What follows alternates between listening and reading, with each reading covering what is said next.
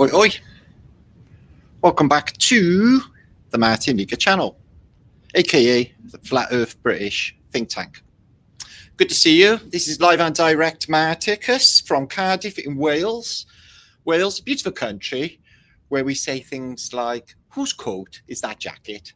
And hold these two sheep while I count them and get off on my mountain. But we do keep a welcome in the hillside. So welcome all, gather.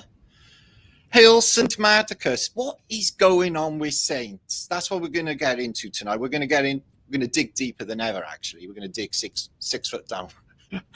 Why 6 foot down? We've ever asked that question? We're going to look into it. It's all connected with miasma theory and connected with plague. And I think we've all learned the plague might be bollocks after the last few years.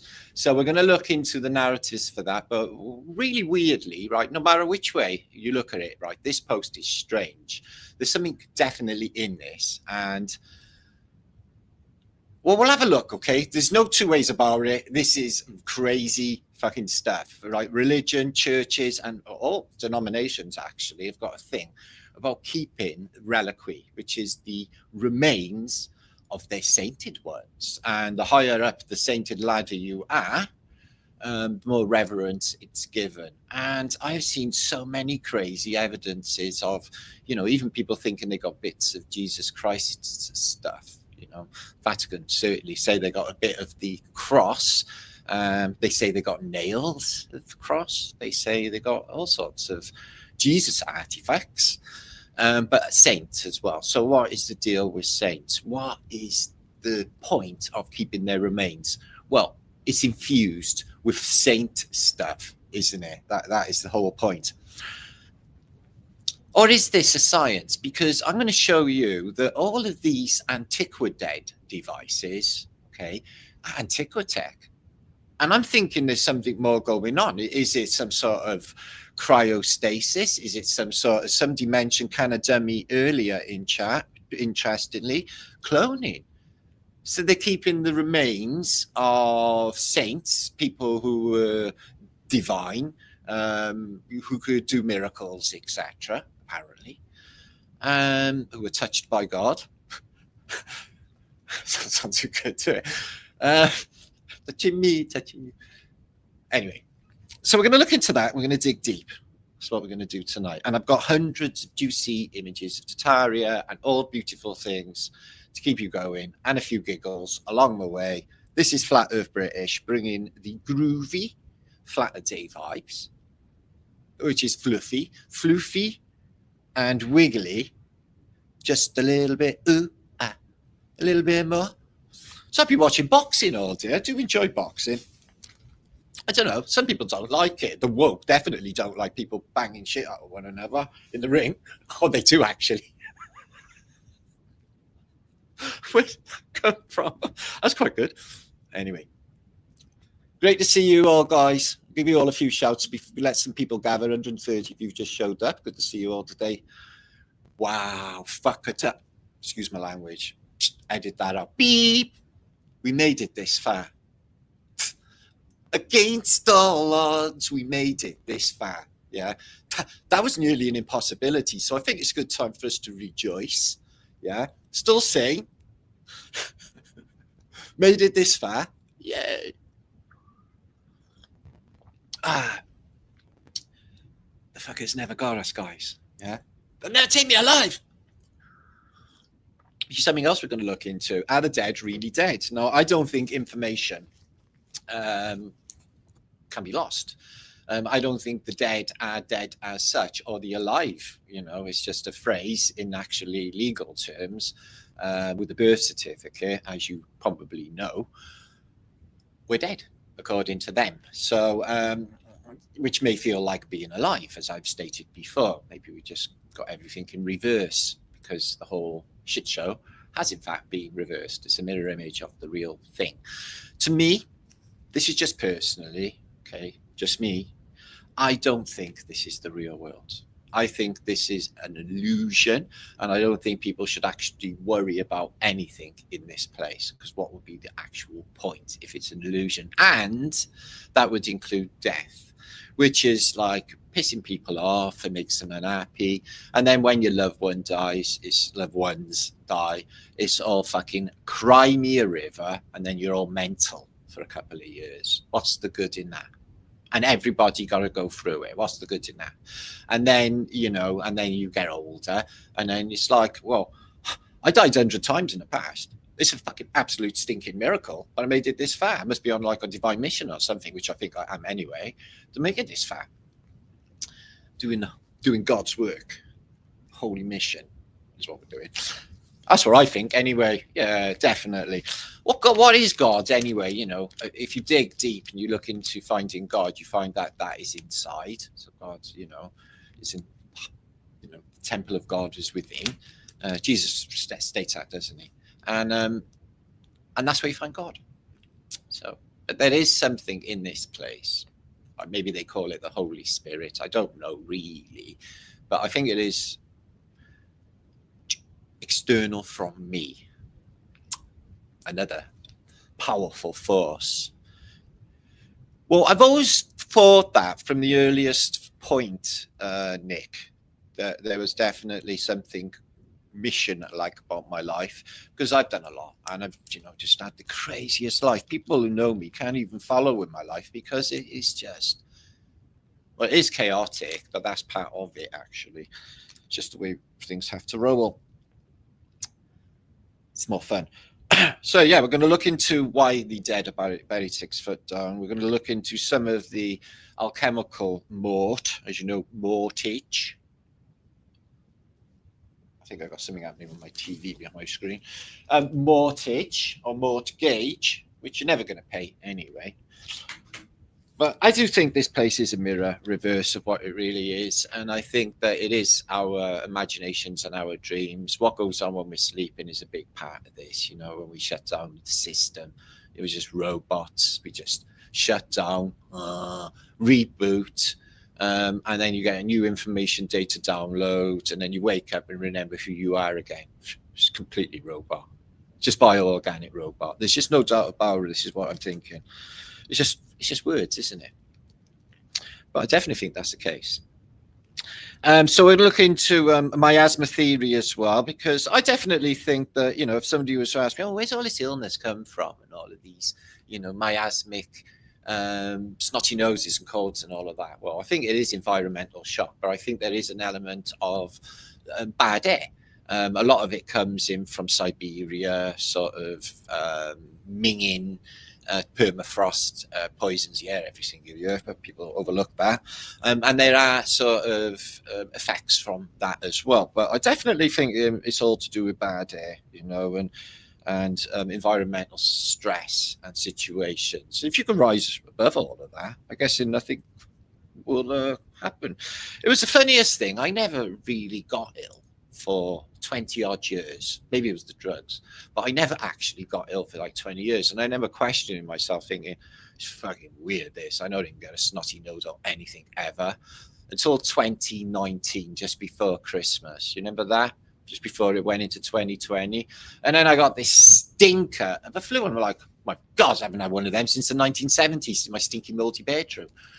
And then every single person that I knew also had it.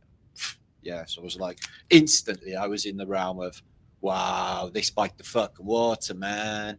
Yeah, which probably did. Little shame they don't spike it with psilocybin. Wouldn't that having a positive effect on society, or depression just falls away? Because do give it for people with depression in America and some places, just saying. Anyway, we got you. Ooh, reality elevator saying hi to Hippie Shake, who's here somewhere. Hi, Hippie lovely.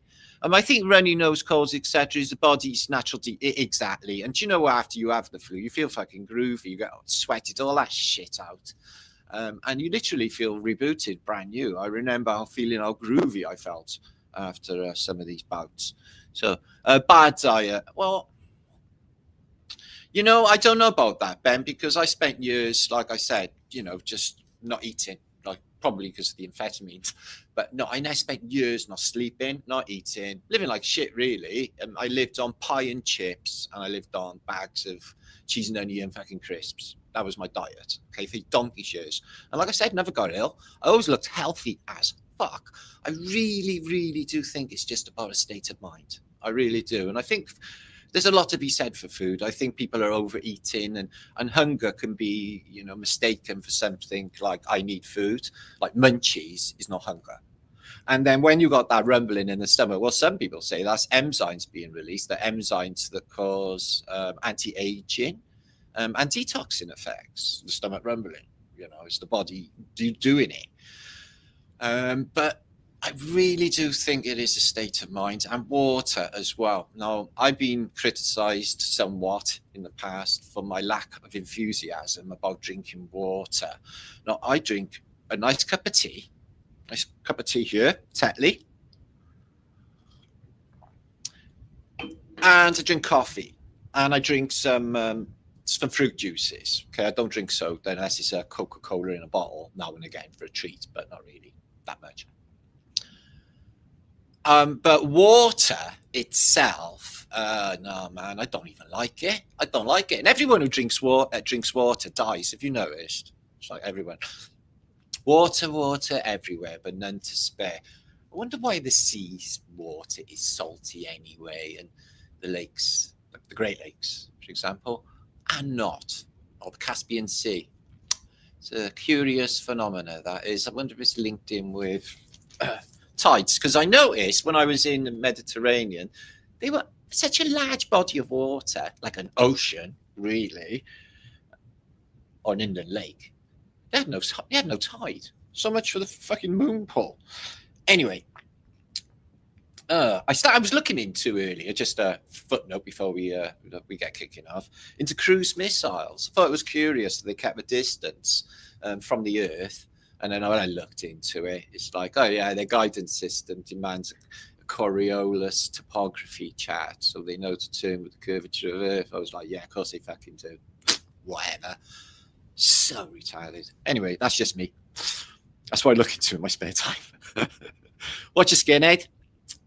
Madman on a case. Well, you make it this far, you got to be. What's that song? You got to be crazy. You got to have a real need. You got to sleep on your toes. And when you're on the street, you got to be able to pick up the easy meat with your eyes closed. Pink Floyd.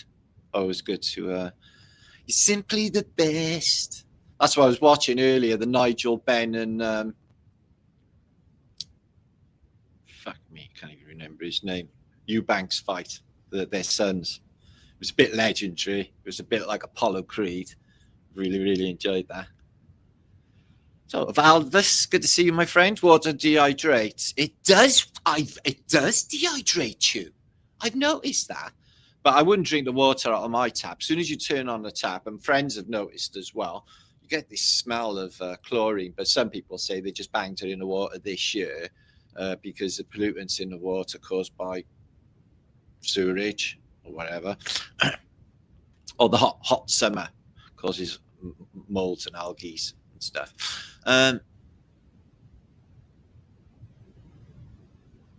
Yeah, well, I've got my own thing going on, Vaughn. You know that. Yeah. The Church of Martin. It's Church of Love. The Church of Not Give a Fuck. Yeah. Just don't give a fuck. I do, but that's the whole point, isn't it? I say that. That's just me saying that, but I do actually give a fuck. That's the whole point of me coming on here and doing like what I do. Well, if you analyse it, it's good, I think. To bring awareness and clarity to people about the bullshit in the world, especially the mainstream and stuff like that. God help them all. God love them. My heart breaks when I see the state of people, really, and it's just like so easy curable. Hi, Persian girl. We're looking at Persia in this. We're looking at some antiquity of Persia and old photographs a little bit later. Clean water, and it needs minerals to be effective. I agree with that. Yeah. I don't mind doing like sun bleached water, just like in a glass bottle, magnetize the water, spiral it, and leave it out in the boiling sun, which is only a few months a year in Britain. I'll drink that water because I know that stuff's just make me feel groovy. But like otherwise, that plastic bottle stuff. DuPont have got the like plastic for them bottles, and then it gives men mammalians. That's why so many men got big titties. Have you seen it? You see men walking around, you don't know who's sucking whose titties. It's disgusting. It is. They got like literally like C cups for men and stuff. I don't even know, I'm making up. I know about bra sizes. I don't think they come in C cups. But you know what I'm saying, don't you? Exactly. So Manny's in the house. Good to see you, Manny H. Let's see if we can get a little couple of minutes of Manny to so he can clip it and put it on his channel. That's what he always does. In it, Manny. Yeah. Cruise missiles, bro. Look into it. It's as stupid as submarines keeping a depth distance, and then apparently the submarines like going like this with a curvature of Earth, whatever, and the periscope stays at the same height. Like whatever. Debbie. Okay, taking a peek, looking at my phone. Good. Okay, I got my stuff back in order because it all went weird. There's some upgrades and stuff. They're not upgrades. So what's happening, Mel? Mellow Earth. Less salt. Well, this is not something I agree with. Yeah, because when I was a kid, on my father's ship, my father had like silver service, massive table. And he had a bowl there, and he used to stick his, like, because we had silver cutlery, like, he used to stick the silver spoon in, big spoonful, and just go like that on his dinner. It's like, no, man, sounds good for you. And I'd be like, fuck yeah. So since then, I've not been worried about, like, my salt intake. Yeah. I did have blood tests that he made me have years ago. Like, it was about 9 years ago, my last actual doctor interaction. And they said, oh, it was groovy. They were looking for something wrong with me to make some money. Except they said I had too much sugar in my blood, which I would agree with, because I was feeding my body with loads of sugar, which is not good. It's the worst drug of all of them, but I have cut down. I've gone from 2 sugars to 1. Okay, so that's one thing. Cut down on the peanuts, cut down on chocolate intake as well. I have lately, okay? Because it's not good. It's not good for the old sinuses either. So evening, about just looking up. Okay, well, we're going to bring the real love. Okay, guys, we're going to bring the good groovy vibes in this place because let's be honest, yeah, it's getting crazier by the day, isn't it? But we're not going to be bothering about thinking about all that. Let them all carry on about all their stupid shit, isn't it? And we'll just have a groovy time here, loving on one another. Okay, what do you think? Sounds like a good deal to me, guys. So what's this? Marcus, good to see you. Hi, big loves. Up in Scotland. Woohoo! Which I will be going to next year. Go to Groovy Scotland. I may take the high road, I may take the low road. Whatever happens, I'll get to Scotland before you. Simon Templar was a great saint. Yeah, I used to like the Ian Ogilvy, the saint, but it definitely can't beat the old Roger Moore. Yeah, I seen Roger Moore in London. He was sat outside a pub having a beer. And like nobody taking fucking blind bit of notice of him. I would just walk past and I was like, fuck me, it's James Bond. And he was James Bond at the time as well. So I was like, wow, that's groovy. But you do see famous people. That don't mean shit, does it, fame? Yeah, whatever. Still bleed. Shit still smells. Doesn't matter. Hi, everybody. Blessed Exiles in the house, which is awesome. And Jen's in the house. Sorry, we're going to get moobs everywhere coming to your bath. Jen, it is. It's getting really nutty. It is. Don't worry, because there's some of I don't know what age you are, but for my generation, we're still keeping it real. Yeah, man. Oh yeah, Roger Moore was the best saint, but he done so many. He was in the Persuaders with Tony Curtis. You remember that girl? And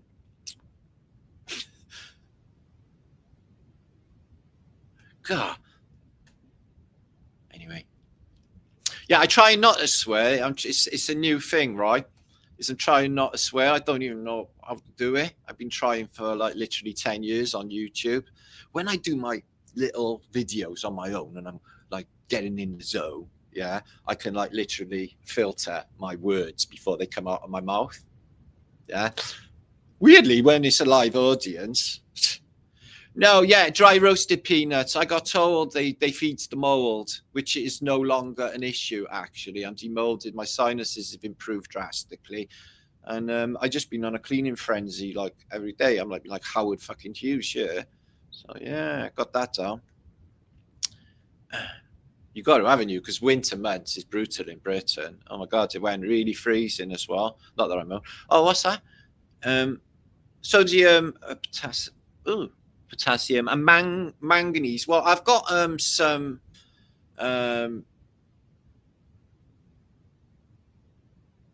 Yeah, I've got some tablets up there, but I haven't been bothered taking them actually. Of manganese, he was a mongoloid. Okay, let's get on before I lose my shit completely. Max. Hello, ladies and gentlemen, from Max Maximus. We see Dusky here. Okay, then, let's get stuck into some imagery and have a think. So, 6 foot under, that's where they put you. How long have they been putting people 6 foot under, and why? Well, where did they put the people before? And how deep did they bury them before? Because they are actually not here. Missing. Really? Yeah. How many times do you go in a graveyard and it's full of like 1,100, 1,200, 1,300, 1,400 graves, guys? Like, never. You may go into a church machine, coincidentally relating to harmonics and vibration and antiquity, and then you get under the altar, okay, or near the altar, under the spire, where they aspire, and then you'll find the bones of dead saints in caskets or in crypts under, like St. Peter's Basilica. They got St. Peter and his remains under there in the necropolis that is under there.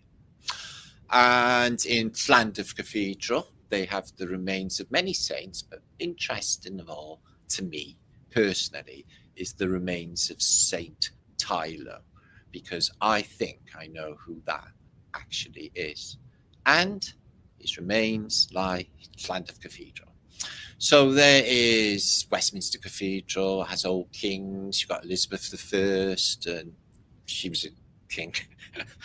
Elizabeth I and other, thems are all buried or in stasis of their skeletons or the bits of their remains in these machines.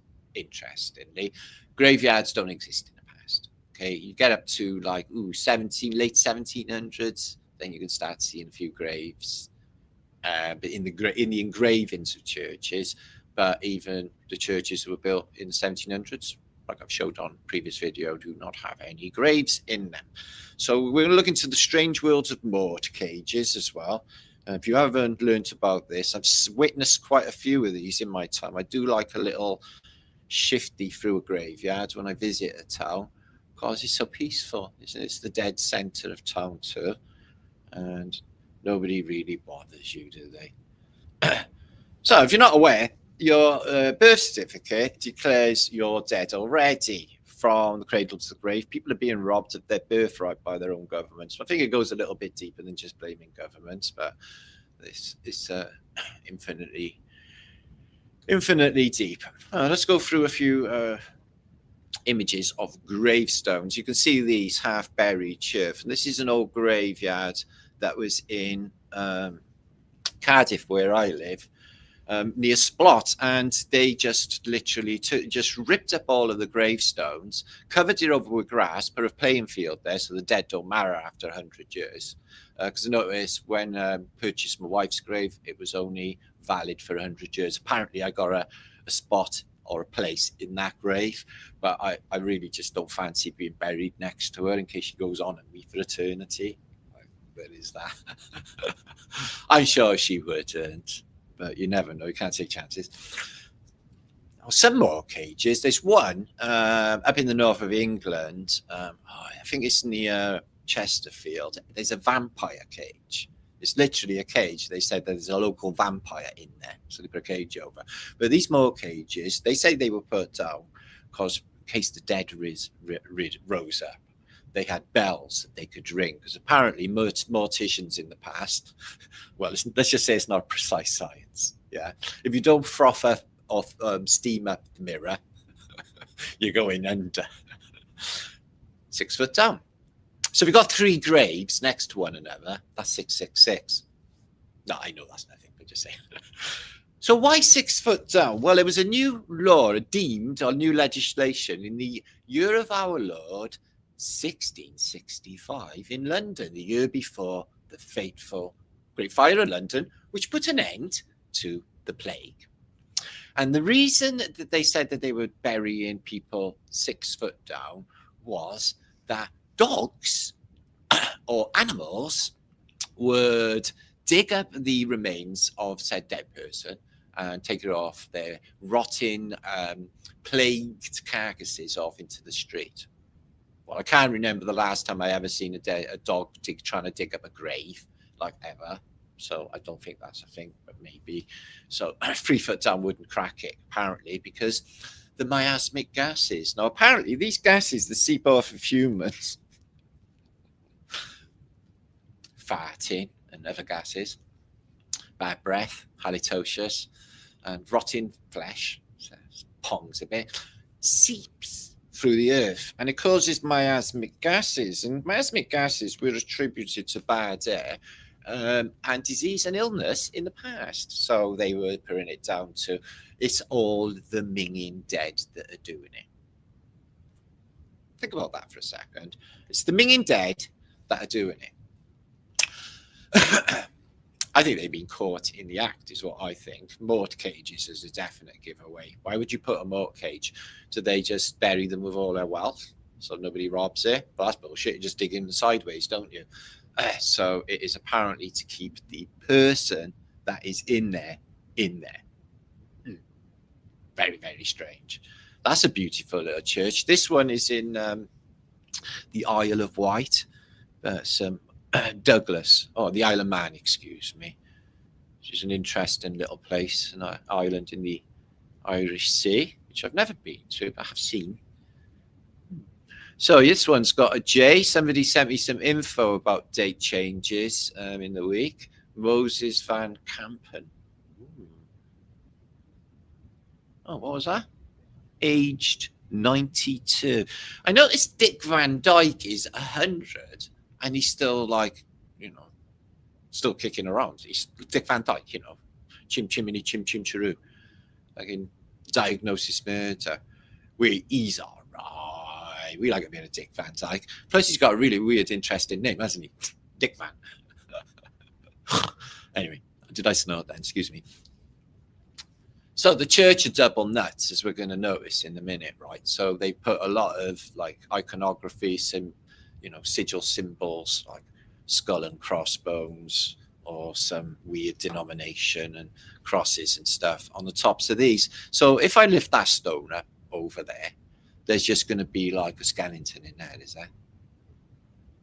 Is there? What, 6 foot down? No, it's not, is it? It's going to be shallower, isn't it? Otherwise it'd be like the coffin would be right down the bottom, wouldn't it? Are the dead really dead? Why the effort to cap these dead things in? It's just such a narrative. This is interesting. I don't want to cover it much, but it's the false killing of a dog by Gilbert's. It's a prince, a Welsh king, has accidentally killed his favourite dog. It's a sad story. I don't want to talk about it because obviously dead dogs makes you mega upset. Don't worry too much about people, Matt. Dogs is where you get you in the feelies. So yeah. These symbols, it's all like, you get a lot of Jesuit symbols. You see Jewish stars on some of them. And I love reading about them as well, gravestones. Just a glimpse. This is in Nottingham, this one. Just a little glimpse. Look at this one. So you got the hourglass, eagle wings open, the old reminder that the tick tock, which is, if you are a younger viewer, my advice to you is stop making plans, fucking do it. Because one day you're going to wake up and you're going to find that your life is behind you and not ahead of you. And you just wasted your time not doing it. So my advice is just, if you've got a plan or if you want to do something with your life, now's the time to do it, is what I would tell you. And that's my collective wisdom to this point in time, guys, is live your lives. Don't limit yourself. Don't think, oh, I can't do that. This might go wrong. That might go wrong. I can promise you that it will not go wrong. Yeah, it'll go wrong for other people who think that it'll go wrong for them. You see what I mean? Where are the dead? There's been a lot of people. Some people say, well, they got incinerated. Ashes to ashes, funk to funky. We know Major Tom is spunky. So yeah, like I said, I really do enjoy graveyards, but these things you gotta wonder. They don't do it in the modern day, do they? Yeah, but in the late 1800s, in the 1800s, they are trying to keep the dead underground. Now, Nostradamus did say there was going to be a zombie apocalypse in the London Olympics that happened in the 2000s, and well, I can't remember any zombie Armageddon happening, but like in hindsight, I think it's already happened because the British cities are just unbelievable. Can't even get my head around it. If I could have looked at the future 20 years, not even that, 10 years ago, and looked into the future and seen the world that we got now, I wouldn't have believed it. I wouldn't have believed it. I would be like, no fucking way. No way is that happening. The country, my friend, myself, Mel, there, up in the north of England, looking in the cemetery, found an American ambassador's gravestone. But I also had a sword fence with some human bones that we found. The guy was working on them, said that it was germs and stuff on them, but I don't agree. So yeah, that one's in the Isle of Wight there. Look how beautiful that little thing is. I wonder how long that's been there. Cool. Imagine when the world was like that, all hobbit and friendly. So yeah, 1865 they bring in this legislation, by all accounts, to bury things 6 foot down. Before then, they're not really specifying what was happening to the dead. Did they cremate them like the Muslims cremate them?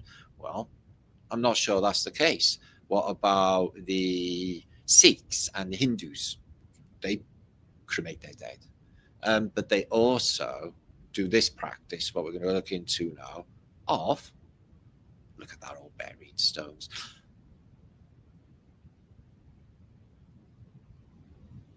Excuse me. Antiquidad. We're going to look into Antiquidad. So, yeah, the unknown soldier. What a weird thing that is. I should do some research on the unknown soldier. I notice all cultures have the unknown soldier. So yeah, no slights at any denominations in religion. You knock yourself out, like literally. But this is, from a sane person's standpoint, existentially really, really dark and weird, like a macabre horror film, where you should keep the remnants of a human being. Yeah, no, keeping your granny's ashes under the bed is fucking strange, but putting it in a jewel and then putting it on an exhibit to be carried around. Now, this is one of these carrying around devices. It looks like some really ancient glass. It's got beads on it and some crafting. Strange vessel indeed to be carrying reliquary around. See, sorry, that's just beautiful hair. But it has got antiquitech around it. I believe this is amplifying energy in the toroidal that is created. So yeah, hanky wankies, we renamed these in the past.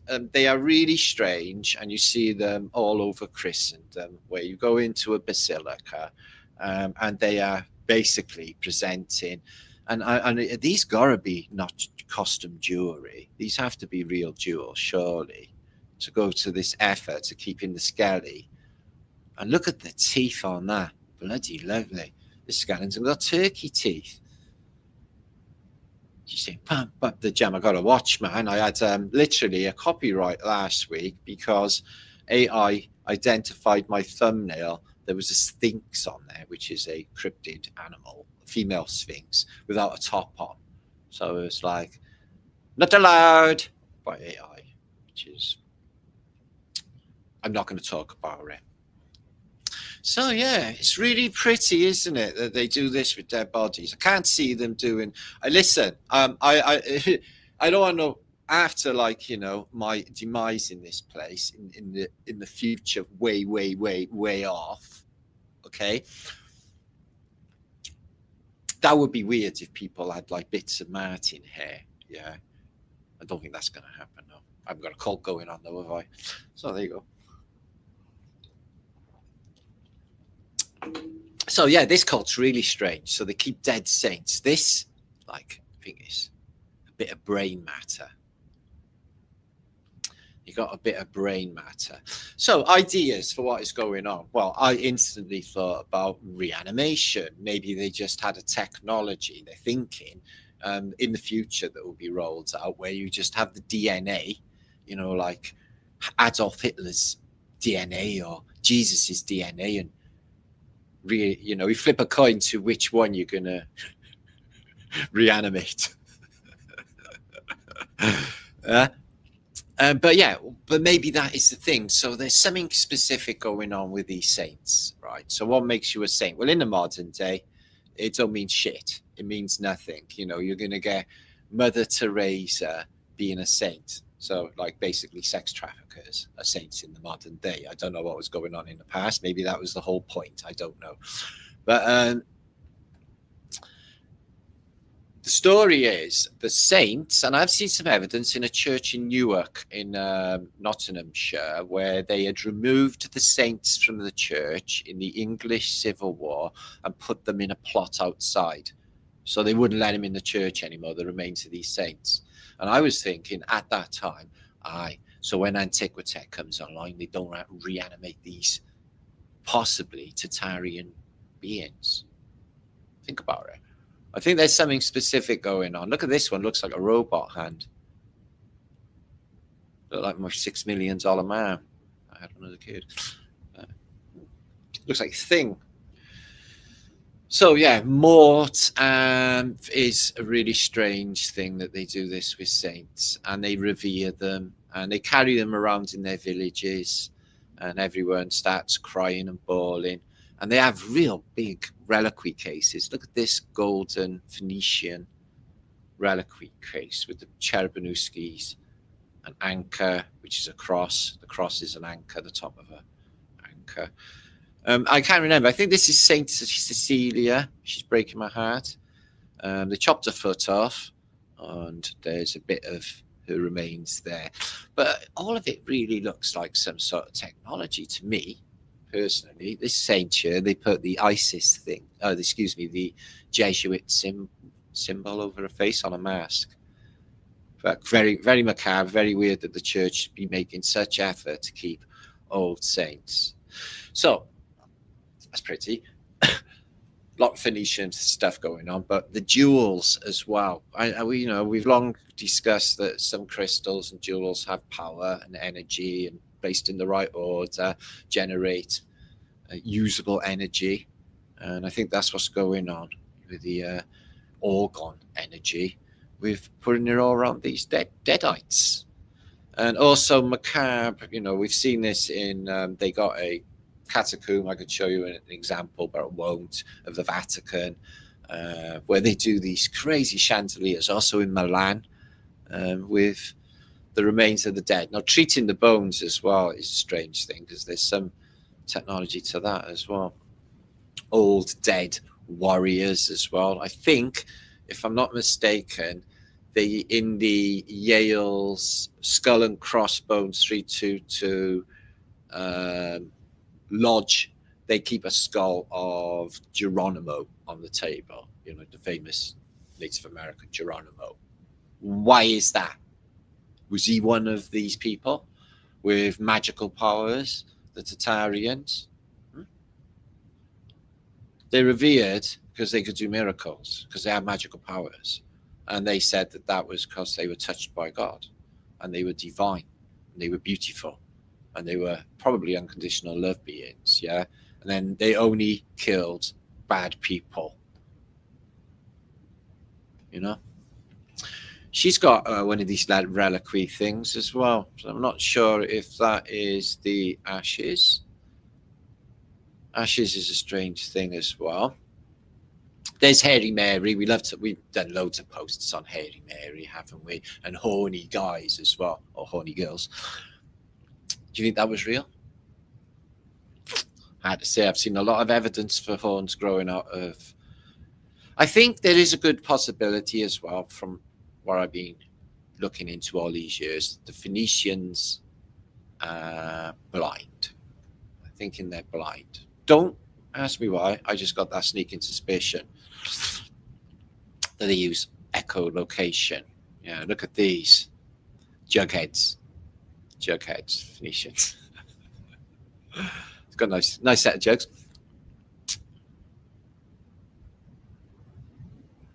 So yeah, let's have a little look at. There's Mary. We talk about Hairy Mary quite a bit. And look at this, though. They do this in all sorts of crypts. I noticed they got mummies in Peru, like literally in the wall, and these here, and they touch them, rub them, whatever they do, I don't know. Look at this weird stuff here. What a weird cult, man. Jesus. Wow. If Jesus was alive to see it, and all he could do with a comb over. Look at that hairdo there. Jeez. Anyway, not to judge anyone's bad hair days. We all get them. There's a lot of Phoenician going on with them as well, I've noticed. So yeah, just give you a couple more examples of this, because they are really unusual to look at. Look at the starburst as well. They got the aura, human radiation, human field. And this exoskeleton of armor all the way around it. Again, how many times you see skeletons alive on like Jason the Argonaut movie and other movies? Like that stuff there. Yeah. I wonder if you get high if you sniffed it. That was a joke. So, no, you can't sniff ashes. It's got a Zyro on top.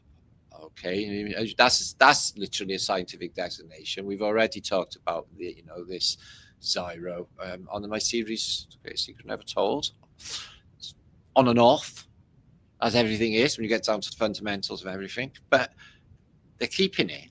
And they're keeping them in churches, and they're covering them in jewels, these dead saints. So I think there's a high possibility that they're keeping their DNA for a time when they're going to be reanimated, like the dead will rise. Rise, Lazarus, rise. The DNA would be in the teeth there. Interesting, it's just got a hole there, and skeletons in the modern day do not have a gaping hole. They have two smaller holes. We say that there's changes in the human body through Mandela effect. This is trippy. Check this out. So I'm watching boxing today, and in the audience of the boxing match was Pierce Brosnan. I was like, holy shit, he's alive. And my son was here, and he went, well, that's weird, because whenever we were discussing, like, I literally grieved for Pierce Brosnan when he died, James Bond. It's like, whoa, didn't he make that film and die halfway through? And he was like, yeah. But no, not anymore. There he was, sitting in the front fucking line of this boxing match. I was like, what the fuck is going on? Is he dead or is he not dead? You see this a lot on the internet, but you can't trust anything, can you, anymore? Because they are, on bots and everything else. It's just all, I don't have to tell you anyway. Look, this one, he's even photosensitive. He's like, oh, my eyes, block the light, block the fucking light. But the Phoenician laurel leaf on the head, it's like a pharaoh. All that effort, all that money as well. Jewels don't come cheap, do they? Jesus, look at it. These deadites, as we like to call them, they're doing better than most living. But when they come back, they'd be like that, just like an alien grey. But eyeballs are still there, ready for reanimation. Cloning. What if they just cloned an whole species of magical beings from these Tartarians? Well, they're paying them a lot of reverence. And they're like, you're so groovy. We're covering you in jewels. We're keeping you in our church. We'll take you out on a Sunday or in Corpus Christi. Why do they call it Corpus Christi? Corpus? Isn't that like corpse? Like crypto? Everyone trusts crypto. I just keep thinking. I remember when Discord servers turned up. I was like, oh, that's a bit of a negative turn for a server. I bet there's a load of trouble on there. Next thing you know, you can't even go on there because there's so much trouble on there. I was like, oh, I knew that. I get that same buzz when everyone goes like, apparently Donald Trump's today, buy Bitcoin. Not that I wouldn't have a Bitcoin if anyone was going to give me one. They look happy enough, though, I tell you what. Look at the teeth in that one there. Eyes, everything ready. Just, I wonder what killed them. Old age? Or did they get shrink wrapped? Preserved to come back for a later date. To rule the world, there can be only one. Oh, well. They're infused with sacred Tartarian stuff. I remember when I was in Venice and I just decided to sit down outside the steps of this church and have a smoke, which I did. And then I thought, oh, it's interesting. I'm getting a really weird buzz sitting here. I wonder what that is. And I've started to get some shivers. I'm like, okay, something's going on. I stood up, turns around, and it turns that I'm literally like 10 feet from Santa Lucia. And they're like, do you think they mean Santa Lucia as in Santa like Lucifer? Because Lucia is Lucifer, isn't it? That's why when they say, oh, I hope I get some luck. Well, luck is attributed to Lucifer because it's Lucifer's luck. Because he says it in the word, luck. Yes, exactly. So yeah, I'm not sure Santa Lucia, but I got a buzz when I seen that it was Santa Lucia. I definitely had something happen. I was having a religious thing going on. I was like, whoa, that's trippy. I was like, she's dead, right? And I can still feel her. That's what I'm saying.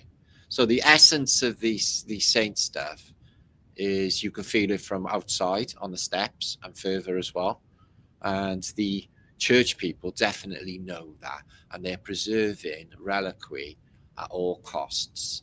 Not only them as well. It's the Buddhists. Do they do the cycle of reincarnation? I don't know, because they literally encased a human being inside of this Buddha statue. Why? Is it because you can reanimate it later? Listen, they're doing it in the modern day. They have rich people who just like, everyone wants to cheat death, don't they? This is the score. Yeah. Monks are awesome, aren't they? I'm a monk. I'm like a different sort of monk. But I do like this is the more of the monk I am. But I've got a sort of mental, well, that's good, no? Regime, you could call it. Okay.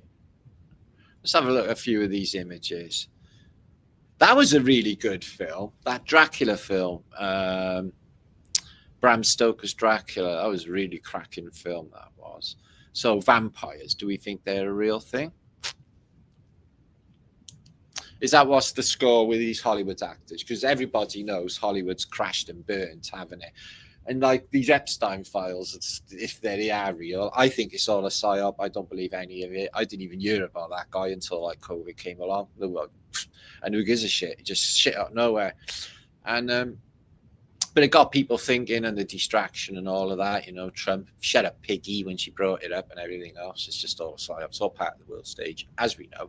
But the fact still remains, they can dirty loads of careers with that information. So Nigel Farage, no one's going to be voting for his ass because he's definitely on there. People like Liam Gallagher, just weird, isn't it? But you do see him hanging around with Jimmy Savile a lot back in his youth. And all sorts of people you would never expect. So all that's going to ruin a load of stuff. Like, they're all shit anyway, aren't they? Hollywood people are just, we don't need them. What we need is the alternative. A load of Chinese, I think it was, Taoists, maybe Buddhists, last week or so, they did a mass chant, meditation outwardly for love. Okay, now I've seen this happen with monks in the past, and it outflows outwardly. Does it make a difference to the entire realm? Does it charm the entire realm? I think it does. I think if we just all linked our minds with good intent at the same time, yeah. I'm not saying all repeat the same shit, because that's definitely mind control tactic. Is just outwardly we are feeling and emotion, kindness, because worlds. That's what I've noticed. That's what I've noticed. That's why I'm not getting into all what's been going on in Britain and all of that. The zen of farting, breathtaking. That's how you get fat that do not smell, like myself. Yeah, so I don't get involved with all of the things because karmically, it's nothing to do with me. I'm just passing through. I'm not here to change anything. I'm not really. I don't care. I'm just not in it. So that's just me. And I won't put my energy there. And I won't think about any of it either, because it's not my job to. If any of it comes into my face and my reality, yeah, which it won't because I don't intend it to, don't worry about it then. So yeah, this is interesting. Anyway, you got the Phoenicians on the back of a large whale, Saint Bernard, Saint Bernardo, doing a little sermon on the back of this large whale. But I think they got names for these whales as well. We see loads of them. I think they're submarines. Phoenicians, I think, came up in submarines. So I've got two books concerning the Turin Shroud here. And there's something that I did study and I did look into. And I did actually, for the longest time, think that there was really something in it. No, I did, guys. I really did. I thought that there was definitely, because of the markings and everything fitted the description perfectly of the crucifixion. But you know, they said there was pollen on there from the Middle Ages, and also they can only be found in Galilee, which placed it that it should have been there at some stage. In the modern day, I couldn't say one way or the other. To have a photographic image of, you know, Jesus on a sheet that got burnt and damaged, and then tarted it up. But it's nice to think about, and I notice. All for what's said about religion, but like say, let me just give you a comparison. Oasis's World Tour 2025. Okay, I haven't got too much bad to say about them because of this reason. They bring so much happiness and joy to so many people. So all you see is a stadium with 80,000 people all beaming smiles, living their best life, having a best stream. They're bringing all of that happiness and joy to so many people. So I'm down with that. That's fucking awesome work, that is. Religion can do that as well. You see, I notice a lot of people who are into their religions and that, they seem happy enough. And religion buys them BMWs and shit too. They're looked after. Their God looks after them.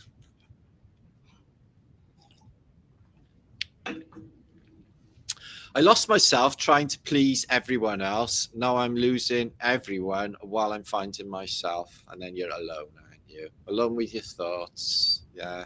Looking back on your life, thinking, where did I go wrong? When you didn't. I think I'm just talking about me there, aren't I? What I find with me, not to talk about myself personally, because that, you know, bounce back at me, but just to help other people, is I keep repeating the same things over and over again and in expecting another outcome, which never happens. So maybe that's the pattern to break, the real pattern breaking. Monk lives for 185 years. Go, bro, go. I wouldn't want to live 85 years in like a council estate in Wales, like for another 100 and over 100 years, 140 years, 30 years, can't do math. But if he was living in a nice warm place with, like, you know, what you want, a relative abundance, food, and all of them important things you need, then it wouldn't be bad. I'd hang around this gaff for, people like don't want to leave, do they? They go kicking and fucking screaming. Sorry, sir. You've got 6 months to live. What? Oh, no, sorry. I'm reading somebody else's. Oh, for fuck's sake. I'm just saying, they do that shit, don't they? If you listen to the doctor with that one, you're fucking dead. You're dead as a dodo, because basically this is how post-agnostic suggestion works, is tell people they got something and then bang away they got it. If you didn't go and you didn't know any, well, you probably have the same longevity as you was expecting anyway. And you're only supposed to expect 80 years in this place. In Britain now, women are supposed to live longer than men. Men in Britain are expected to live until 72. Ooh, that's not fucking long. Women 80 years of age, which is standard. Was it always the case? I don't think so. I think people lived for a mighty long time back in the day. Look at these samurai sword people. Look at these. Yeah. There's men. Yeah, argue with them. See how it goes down. Yeah. So that's what's happened, isn't it? The world's all mamby-pamby now, isn't it? It's all fucking sissy. Drives me. Well, anyway, it's not about me. There I am. I was just going to have a little grumpy old man session, turned into Shelley for a moment, because that keeps happening. So have a look at some of these old chemical images. This one, remember to die. Now, I remember it said on the Prince song, Sign of the Times, remember to die twice, which I always thought was a weird lyric. Remember to die. It is appointed for all men to die. What, die the clothes? Therefore, think upon eternity. Okay, well, I did have a feel of eternity. I wouldn't mind going back there, actually, because it felt better than anything that I have experienced in this realm. That moment, that split second that I felt that. Actually, I've had 2 or 3, 4 times, maybe in the last couple of years as well, of feeling whatever that was. It's better than any feeling you could imagine. Forget drugs, sex, anything like that. It just doesn't even, just 1%. Can you imagine? And I didn't take anything to induce that. I mean, it just happened by mental thought. Brought that in. Amazing, absolutely amazing. You can do that to yourself in this world, in this life. And I shit out. I did. I stopped it because it stopped using fantastic. I'd done a shutdown, and I tried to bring it back, and I had a little trickle of it came back, and then it just faded out. And I remember sitting there thinking, well, what would it be like if you felt like that all of the time? And then it occurred to me that some people do, and that is what the monks got, that ecstaticism, where they're just like, they don't need anything, nothing external in the illusion. They have everything they need because they're feeling that thing that I know what they're feeling. That is the prize. That is nothing better than that.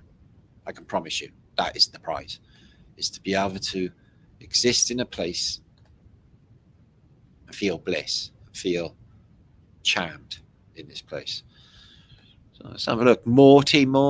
So yeah, it's a strange old thing, but they got people by the bollocks, haven't they? Constant reminders of everyone's shitting themselves, basically. I know everyone says, oh, I'm not scared of death. It's like, yes, you are. A couple of times I was that close. I think actually in them times, one of them I actually did die. And this is where I am now after it. Because I'm in hindsight, I was like, yeah, no, there's no way I survived that. And then the second time I was like, yeah, no, I didn't survive that. And I can't even tell you how many friends I know who've died, who've told me that they've either drowned or died in a car crash or had a car crash or just so many different things. And I'm thinking to myself, well, maybe we all died and this is what it feels like. And then we got to go through lessons. And for a lot of people in this place, it's hell, isn't it? For a lot of people, it's heaven. They live by the sea, have beautiful food, haven't got a care in the world.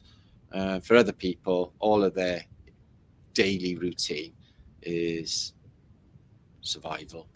For some, it's really pitiful. The Prince of Formosians, which I believe is Taiwan. It's a very unusual chap. It's got a Justin Timberlake going on there, look. See what I did there? See what I did there? Oh, then Chervanouskis. They're not even children. They are like literally old men, and they're muscular and that, so they're not even...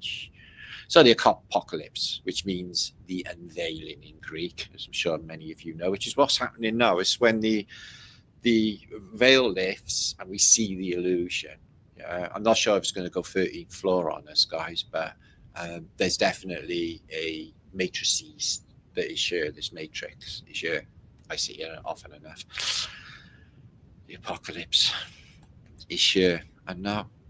And I wouldn't have missed it for the world, if I'm honest with you. The hourglass, the somebody sets in another place, the last 11th hour beads, and then the reset civilization. Everyone thinking that this is the real world. A lot of people thinking they're in the real world on a spinning ball in space, and they couldn't be further from the truth. Whatever it is, I don't even know. It's an experience. I wouldn't even say at this stage of the game that it's like Tesla was supposed to have said, that you can measure the dimensions in this place. It's a realm. That's what I think, guys. I don't think that. I think it's rendered by you. It's a place of experience. There's not even space and all of that bullshit, because there's not really any exterior world out there.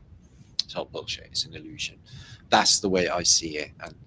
And all of this world of stuff and things gives nothing to the soul, as everybody who goes through this will testify to. They're crazy, these emblematas, aren't they? They're from... I got endless amounts of these books. I should just present one or two. I've got like the emblemata top bombs and hieroglyphicum, and they are absolutely mind-blowing. All alchemical language, tied in with Morte. Flat Earth British subs. DOS is bone, software is flesh. Ooh, I like that. The software is flesh. Don't know. Give that some thought there, Leach. How are you doing, my old China? Okay, let's get into some other stuff. Okay, we're going to reminisce now. That's the end of that. My conclusion for that is, right, guys, is there something else going on? Let me know in comments what you think. That would be the reasoning for keeping the relics of old saints. Are they infused in saint stuff that they're going to reanimate? Is it a form of cryostasis or something to do with cloning? And are they Tartarians? Let me know in comments. 16 Alpha. Doomed, I tell you. Doomed. We come back for a minute anyway. It's milky. Just see what's going on in chat. I don't even know. Okay, 350 of you. Oh, yeah. So, yeah, life goes on, don't it? Man, oh, man, it's weird. Fuck, you know, just... Yeah. What's that? Stop personal reincarnation.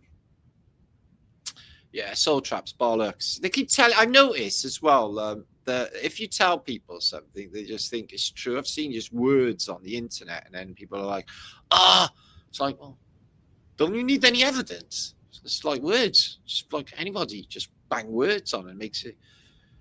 Trying to make it true. Doomed, I tell you, doomed. And who we got here? Perfectly imperfect. Tis soft. It's okay. That sounds like a personal problem to me. So. Dallas Fowler. Thank you, my man. Much love to you, obviously. Kelly, or Kerry, excuse me. Inform at Ion. Well, look how many words I've got. Iron, like lion. Iron, like a lion in Zion. Or ion at the end. Exactly that. So I wonder what's happened in China. I was just thinking, like, just weirdly the other day that, like, they've just, like, emptied it. Rick and Morty, Rigor Mortis. Oh yeah, the Hives is a good band. They do a good track. Radio. I can't remember. rigor mortis. Skelly is the seed. Just add water and a human. Do you hear that there, guys? Yeah. Here's one we made earlier. They say that with Adam and Eve, don't they? You came up with the earth. Just added a bit of water. Spunk.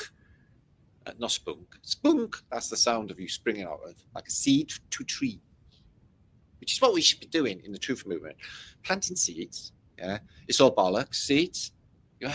What's that? It's an all bollocks seeds. What does it do? It makes you realise it's all bollocks. All right. Feel much better after, let me tell you. Uncanny Valley Vintage, good to see you. Is anyone else smoking a pipe? Knock yourself out. You would if you smoked a pipe. Quite a toroidal field in the ribs to the spine. Yeah, man, agree. See? See what I'm saying? See what I'm saying, yo? Yeah, exactly that. And, well, that's why it's called the torus, isn't it? It's, you know, the abdomen and thorax. Taurus. And the solar plexus is the inertia plane. And the apple comes around here into your crown chakra, comes back around. Solar plexus, same as the inertia plane that we stand above. And then it goes around the legs. It's just the same mechanism that is the electromagnetics for Earth realm works on the human body too. Crazy. Adam, good to see you. Knowing me, knowing you. What's that? The devouring mother wants to remove trauma to eliminate men. Yikes, I don't think I want to go there. Okay. Oh, hi, Oliver. Good to see you. I'm with you, Dallas, too. Okay. And Dean is in the house. Good to see you. He's giving love to a shake. Okay, then, guys. Share this out. Not that it makes a matter. Don't worry. Maximus? I don't do zodiacs. I think that is important for astrology and all of that for the chicks. Yeah, it's not something blokes do, really. Unless you're like gay. So it's good for the women to do because they can keep an eye on, like, you know, when Mercury's in retrograde and shit, and then they can tip you off. So if you've got like an astrologically minded bird, that can be really handy for you. I haven't. I'm just saying. JT, good to see you. Adagio. And Mud Fossil Evidence, good to see you as well. Hey. Are you liking the Roger Superfan Club?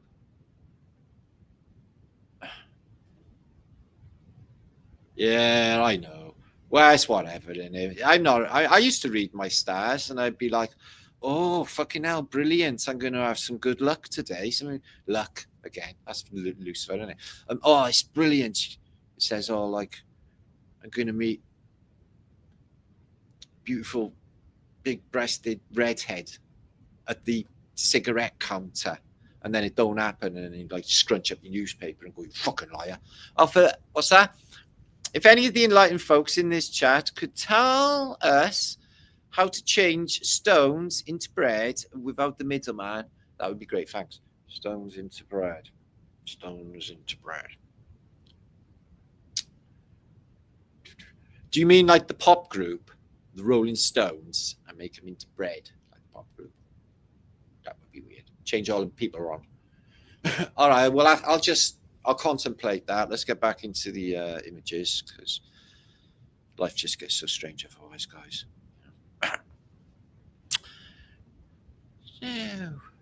So this year's gone by really quick. 2025. It's going to be 2026 soon. Now we're going to have a reminisce. Okay, down memory lane. Oh, I think I'm beginning to look like one. This is me having a go at driving a bus. Nah, I never. But I have crashed a car accidentally through somebody's front window once. They were all right. They were watching the telly, but it wasn't my car either. So, this is really bad bus driving. So, yeah, we get double-decker buses in Britain. Have you got them where you live? In America, you got them? Yeah. Americans, they just like trip out when they go upstairs on the bus. It's like, fucking hell. It is really good, though. I love a double-decker. So, reminiscing. This was my childhood. Yes, Manny, bus. In Welsh, bus is buzz. You never know it.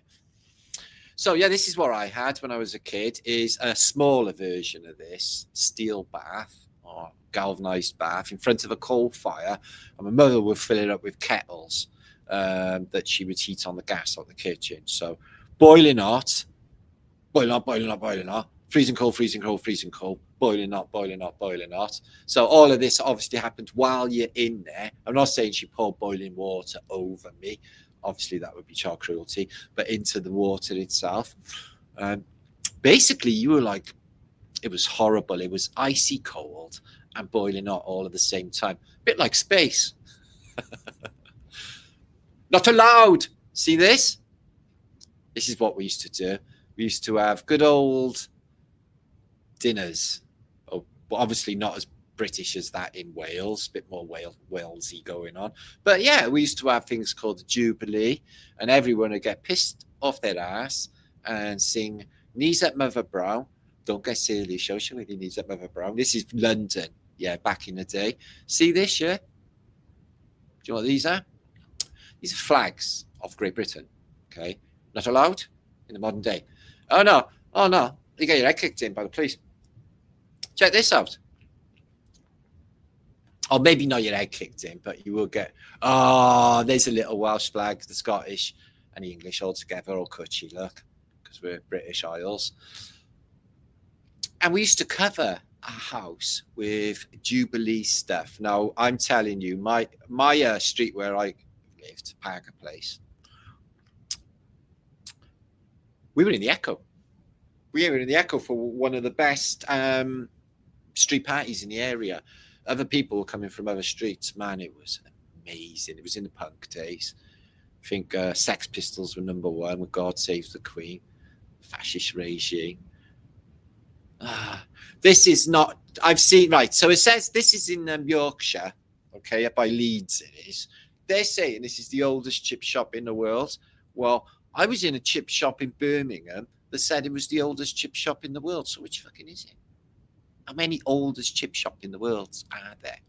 And yeah, I bet you it's horrible chips in there as well. I'm just saying, I really fancy fish and chips right this minute, right now. There's Britain in the past, which is Bath High Street. Now, I like Bath architecturally, but I've noticed it when I visit the town. This is no shit. When I went out on tour, like a British tour back in 23, I was violently ill the whole time I was there with a stinking migraine until I'd left the town, and then it all lifted and went away. And then driving back from Beautiful Sounds Festival with my friend Stephen Cross, who gave me a lift home in his car, he went down this street here, this exact street, and I was violently ill because I get road sick, and I was vomiting out the window, so I bathed in Bath, believe it or not. So literally there's a car behind me and I just got a big projectile vomiting out the window. And I tell you what, I felt really, really ill. Isn't it incredible how ill car sickness makes you feel? Have you noticed? It's like death. It's like I'm literally dying of car sickness. Do you know why? Because they don't know how to do fucking straight roads in Dorset. They like that. So I'm like, ugh. And I ate a pepperami before I got in there. That fucking done it. Don't ever eat a pepperami. They are horrible to vomit up, pepperamis. This is the old days of Britain. Check this. We had bricks of ice cream. Bricks. A large brick. Small brick tubs, chalk bars, briquettes, only 2D, and a snow fruits. So yeah, they come around. That's before my time. We used to have the ice cream man, but my ice cream man, John the Van, he used to sell heroin, because you get a big line of drug addicts where he would sort them out with these. I noticed when I was a little kid, he used to give them these little wraps of paper, and he'd be like, wink, wink.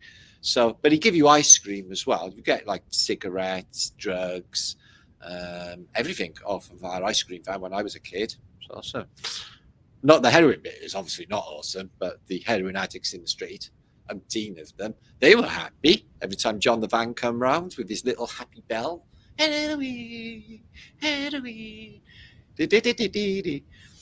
So yeah, we had coal fires when I was a kid, and I had a coal fire in my house. That Lawrence was born in when he was young. I had this house with a massive fireplace. It was beautiful. So you collect coal, you carry your own if you haven't got the coal man. Now, when because I'm a coal port, Cardiff, biggest coal port in the world, my mother and her friends used to go to the corner of the street, because where the coal wagons went round the corner, it would all spill off the back of the wagon and just dump shit tons of coal on the road. So everyone went down there and collected the coal off the side of the roads. 3 bags of coal, because it's not cheap. Only got up a bit. Right, this is the 1970s. We had stunning food back in the 70s. Lilt with a totally tropical taste. I love Lilt. It is pineapple pop soda. It's lovely. Ooh, Scotty's man-sized tissues. They're like sort of tissues for masturbators. Cat meat food, which is food for cats. Sugar's 26p. Butter's 25p. Butter's £2.50 now. Inflation. So I'm going to tell you a delightful little story. See this poor little mite outside the shop with the concentration camp uniform on? That's probably not what's going on. That was me. So my mother took me down to the shops of a morning when I was in a pushchair, and I vaguely remember this as well. When a kid in a pushchair. And she seen a friend, and then they went home for a cup of tea, lit up a fag.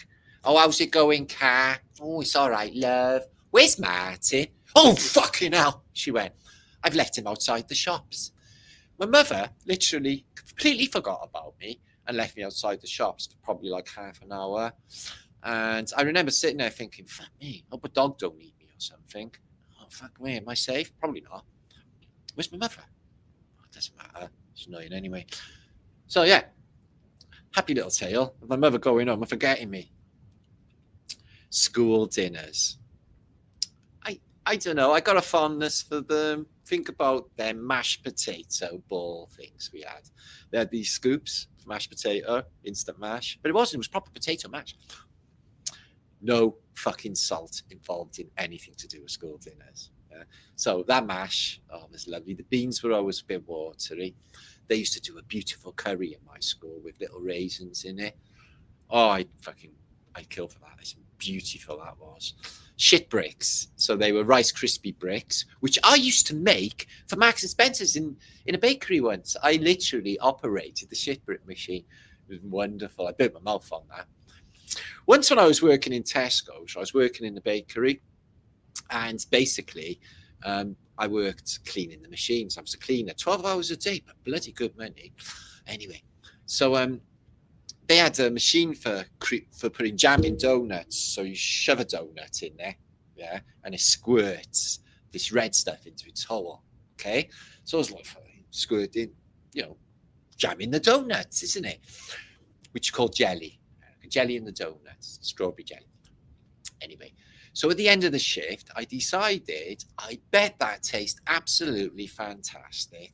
So I put my mouth over and I turned the tap on, and it exploded red hot jam into my sinuses. I took years to recover.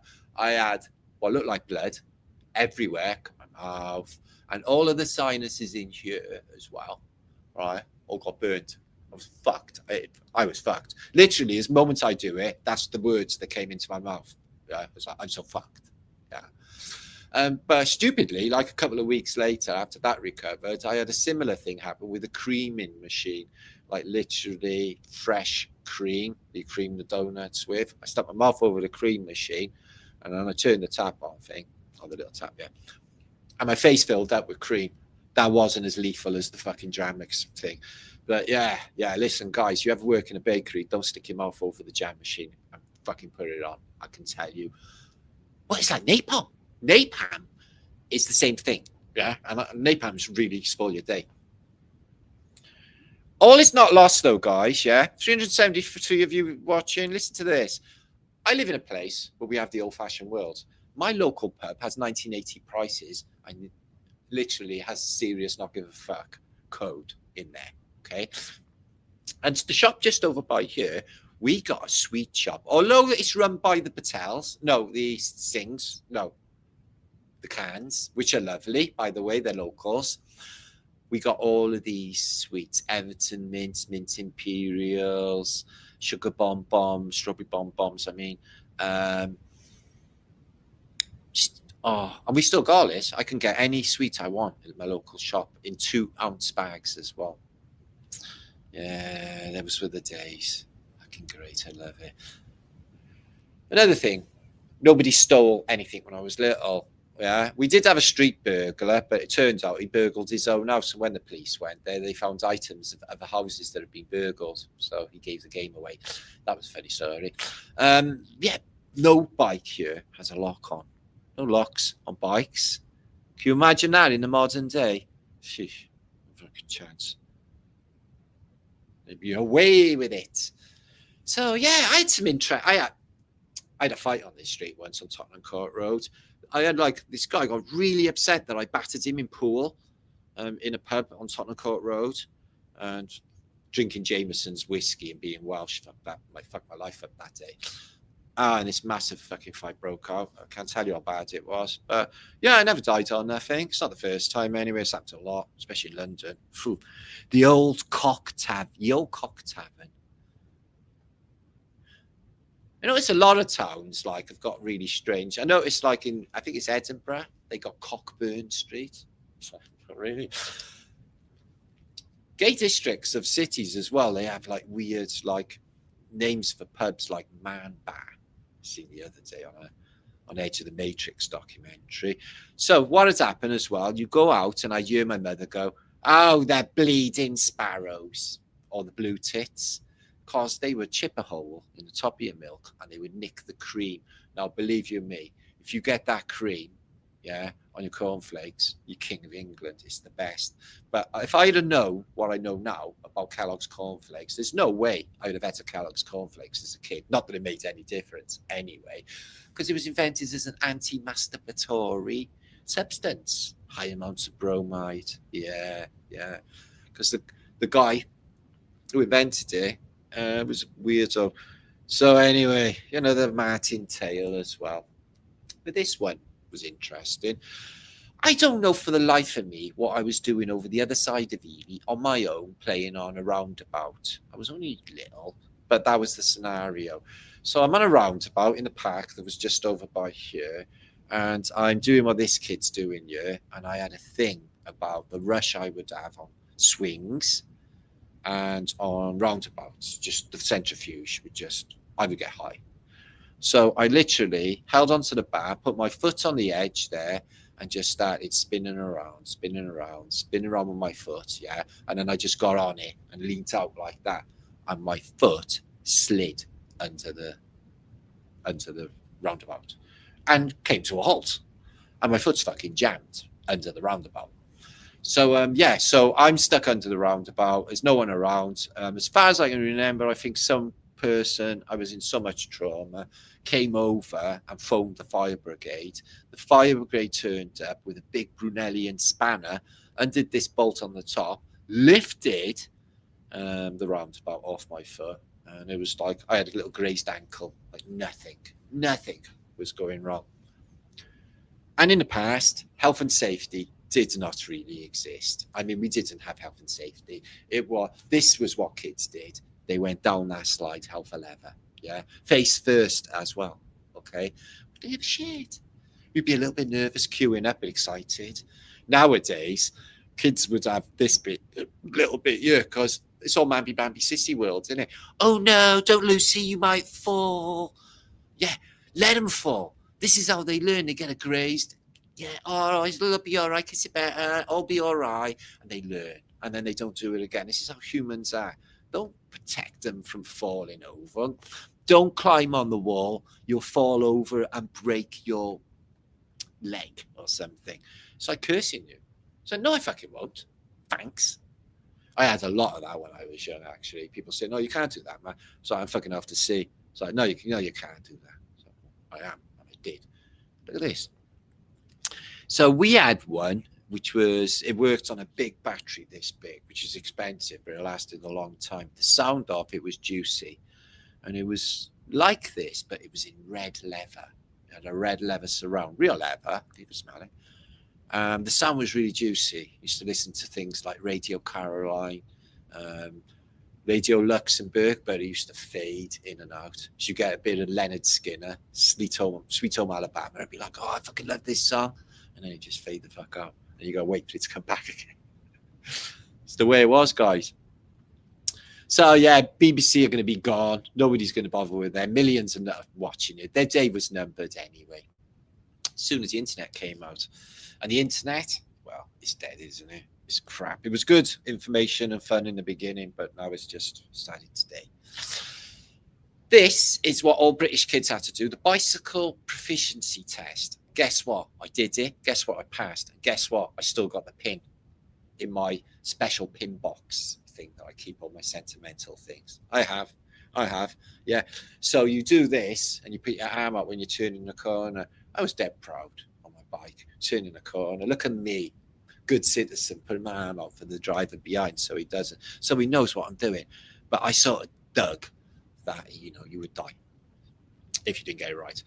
So these poor boys. Now, I should do a vlog and dig into this more. It was the first probe, if you like, into Europe in World War II, the Dunkirk fiasco. It's just the logistics and the mathematics of saying that in a 48-hour period, they removed hundreds of thousands of people, soldiers, off the beach of Dunkirk. I find that exceptionally difficult to believe. I don't. They said it was a miracle because it didn't happen. Something else is going on, especially with what happened in Dunkirk. The British, they leave every single bit of their army's equipment on the beach. The British Expeditionary Force, these chaps here. This is them getting fed, absolutely shattered from Stuka attacks on the beaches. And apparently there was a bit of a hell thing going on there. It's just the evacuation of the entire British army, some of the Polish, some of the Belgians, some of the French. Literally that many. I'm just not buying it. Something else is going on. Not allowed. See this, right? Great British Railway. This guy's going off to war and he's waving his flag. See, that's not even permitted nowadays. Use Reg Varney on the first ever in 1967 cash machines. Yeah, they were called Barclay Cash. I don't know if you can remember that, but you could actually put a code in 1967, the year I was born, and get some cash out. Interestingly enough. Can you imagine spending your life in a little village like this, Hobbit land, somewhere in Dorset or Wiltshire or somewhere? Well, I don't know. They must have legs like tree trunks like they have in Glastonbury because they all climb hills all day. I noticed they got a rail to pull yourself up. I bet in ice that would be lethal. But, I love these little houses and cottages. And they're so warm and cushy because they're thick walls like that. They don't have condensation. Do you know houses with factory roofs don't get condensation? They don't. They breathe. The house breathe, and they keep it warm as well. It's just glorious. I seen one of these this week in British Racing Green, a Morris Minor. So I had one of these back in the day, believe it or not. And yeah, it was fucking. I just used to sit in it. I used to love the interior on it. It was really easy car to drive as well. But there are not many around. I seen one the other day and it was purring along perfectly and it looked beautiful. The cars they gave people in the old days were beautiful.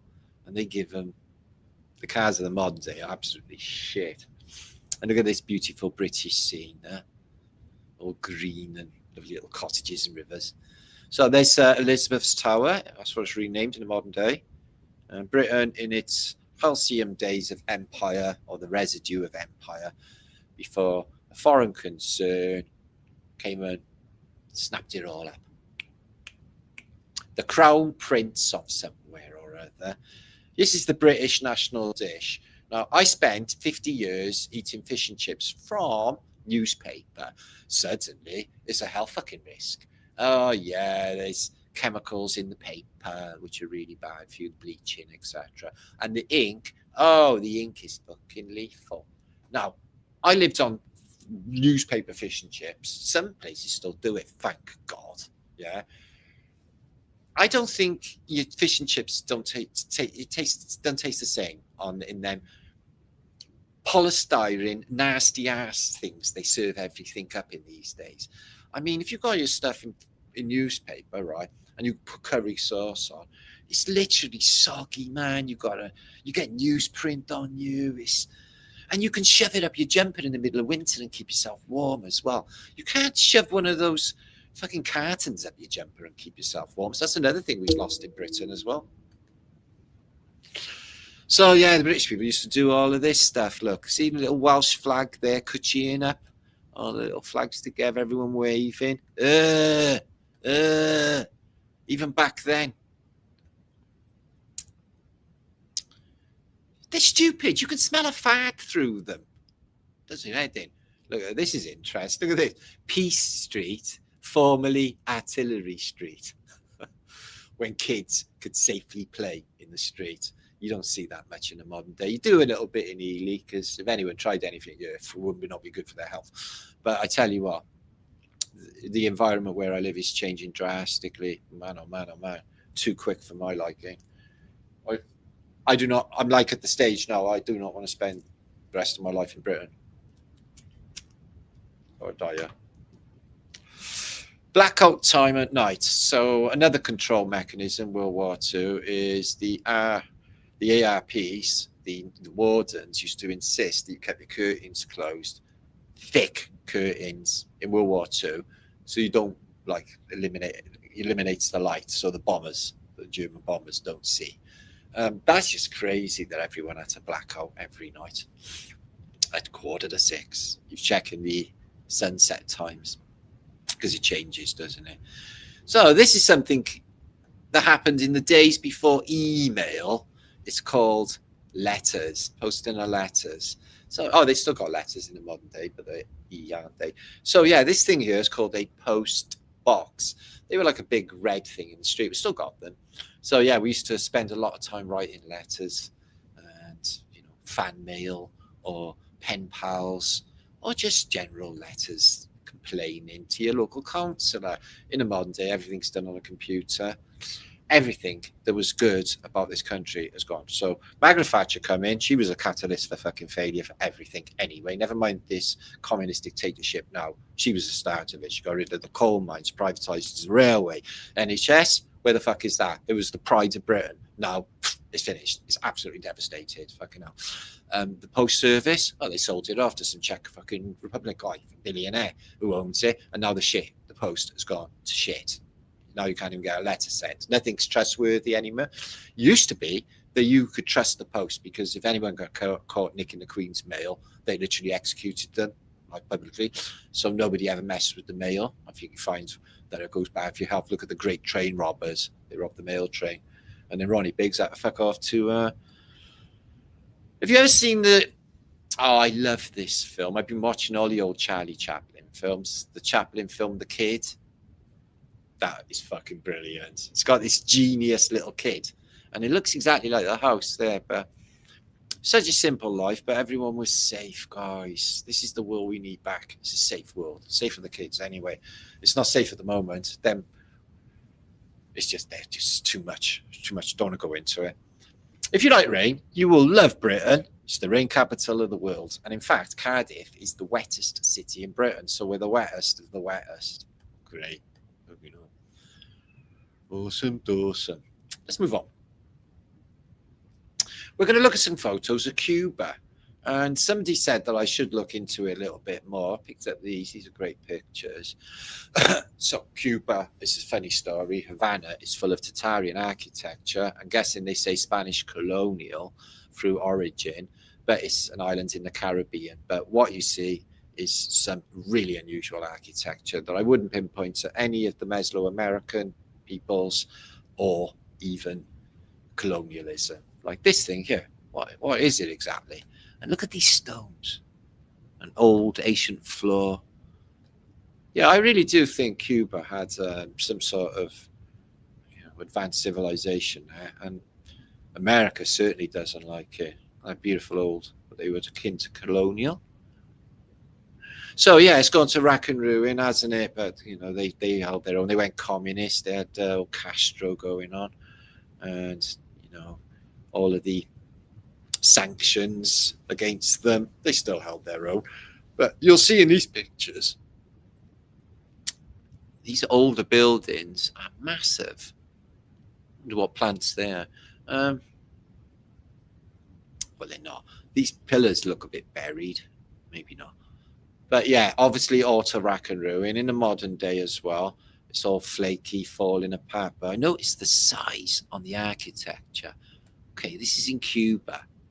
Look at that. Isn't that Moorish? Arabic? Wouldn't you say? It's definitely not colonial, and it's definitely not Mesoamerican. Interesting, eh? What it's doing in the Caribbean. And the size of these pillars as well is just massive. So there's not too many people around, but you've got a Greco-Romano temple there. Everything's caked in, I'm guessing, algae or mold. So that church is still active, I believe. Looking like that man's doing stuff. So yeah, I would like to go to Cuba. I bet it's absolutely beautiful. And there's Havana, because they're colonial, so they say, buildings. Beautiful fountains, very Phoenician. But yeah, there's just too much Tartaria in this place. Look at that. What is that? So these are these are 1890s to 1900 photos, right, guys? And this is all tarnished. There's red flat brick, which is tribute to Romans. Wobbly columns with all of that on it. It's just, who is this building this? Look at that. That's like the classical theme there. And the wobbly columns you see in the Basilica in Rome. Wow. See a little toroidal there as well. But that building's, you know, it's way splattered, isn't it? Look at it. Overgrown by the vegetation. It's got the Angkor Wats about it. And that's what I find unusual, right? So I've got like one or two people around. Outside the church, it's just all crap, right? Although they have got cobble. And they let all of the, look at the detail in there. All the plants grow on top. Why would they do that? Nothing's maintained. Wow, look at that. But you've got the toroidals there, the Phoenician touch, but I do not recognize this, you know, serpents or something. But it definitely looks Moorish, which would be interesting, you know, what the Moors were doing in the Caribbean. So Spanish type churches we see everywhere. This one, what happened to it? When was it built? Oh my God, what happened to it? Again, floodwater damage, I would say the bottom bit is. Flat red brick, just like what they say the Romans used. Bricked up door. Why they would do that. So yeah, on Cuba, there's a big wrecked, very interesting civilization. And in the modern day, it's covered in flaky architecture and not very good infrastructure because of lack of international interest. But they're exclusionist anyway, being communist. Not sure about the modern day. I know the Castro's gone, hasn't he? But they loved his ass. Okay. So I've got a bell tower there without a bell in it by the look of it. Maybe one at the top. Yeah, look at this building. Yeah, right. So this is their city hall or something, isn't it? The capital building for Havana. So what's that? Stairs going up to some guard tower, and everything outside of this building is just wrecked. How often do we see that? Look at that building, the ground's just completely wrecked, guys. Where are the Moors today? Well, they're the Ottomans, aren't they? They're spread around. Some in Bavaria, North Africa, some in the Middle East. Turks.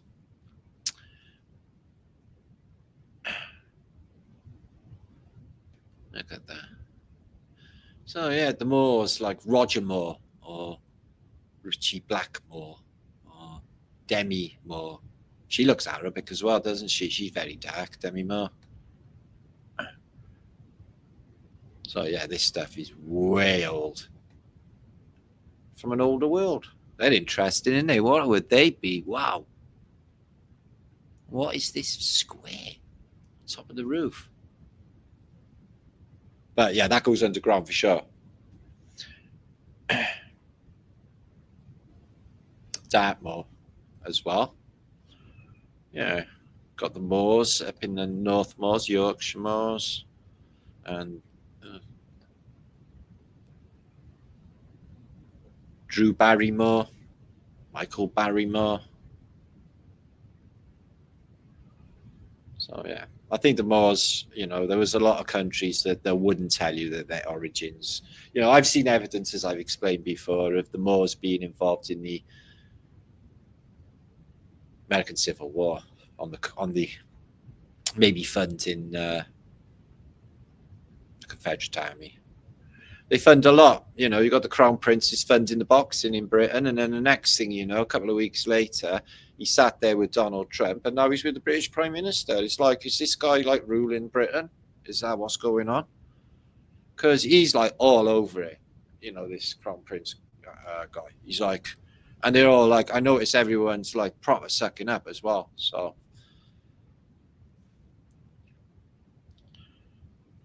Then, if somebody would say to me 20 years ago that it's very possible, like that there's going to be an invasion and takeover of your country, I would never have believed it. Not like a Trojan horse affair, and everyone would turn a blind eye. And if you mention anything about it, it's not favourable.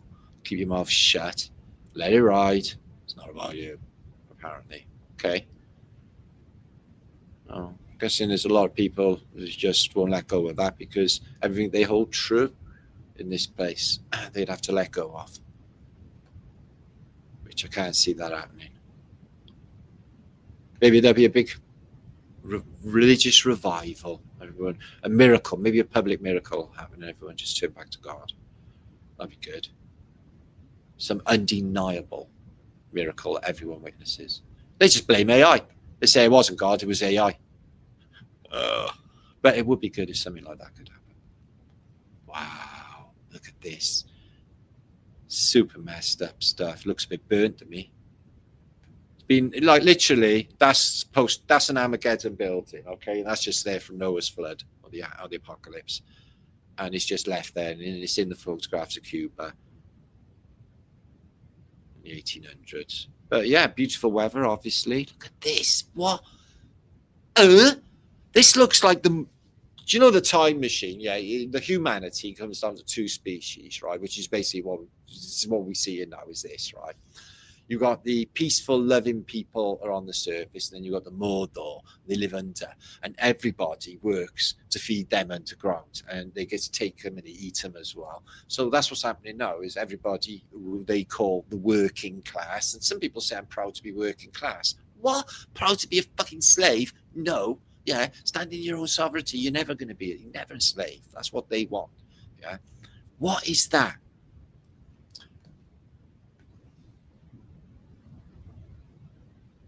It's like from a futuristic movie. It's like an Isaac Asimov castle. And look at this big scrunch that's been taken out of it, like a weapon or something. And that there. Well, that's not World War II bunker, that's for sure, because these are 1800s.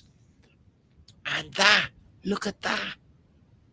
It's got a top like a bell, like a stupa. What's it doing in Cuba? What is this stuff? Who built that stuff? So yeah, she's a Cuban. She looks distinctly Chinese. And that's a white kid.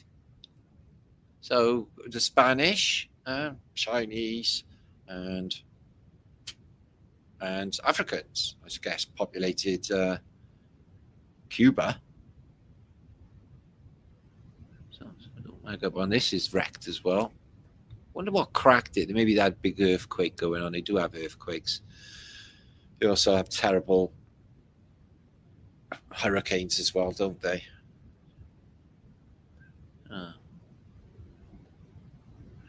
Zorro, who makes the sign of the Z. Just gonna see the Consuela. So yeah, look at this. Palm trees growing inside. Is that inside? Might be outside. But yeah, what happened to that? Chairs are still in there. That's strange. The chairs are still in there. Roof's gone. Angels, so it's a little bit Phoenician going on, but still that banding I don't recognise. I'll have to search for that, see if I can find a comparison. Find out who is building this stuff. So yeah, there is a star fort. I'm not sure if that is, but I've seen a star fort in Havana. I couldn't mention or name or is inside the building. So this has been there a long time if a palm tree sprouted in there. Craziness. Okay, these are Havanians or Cubans.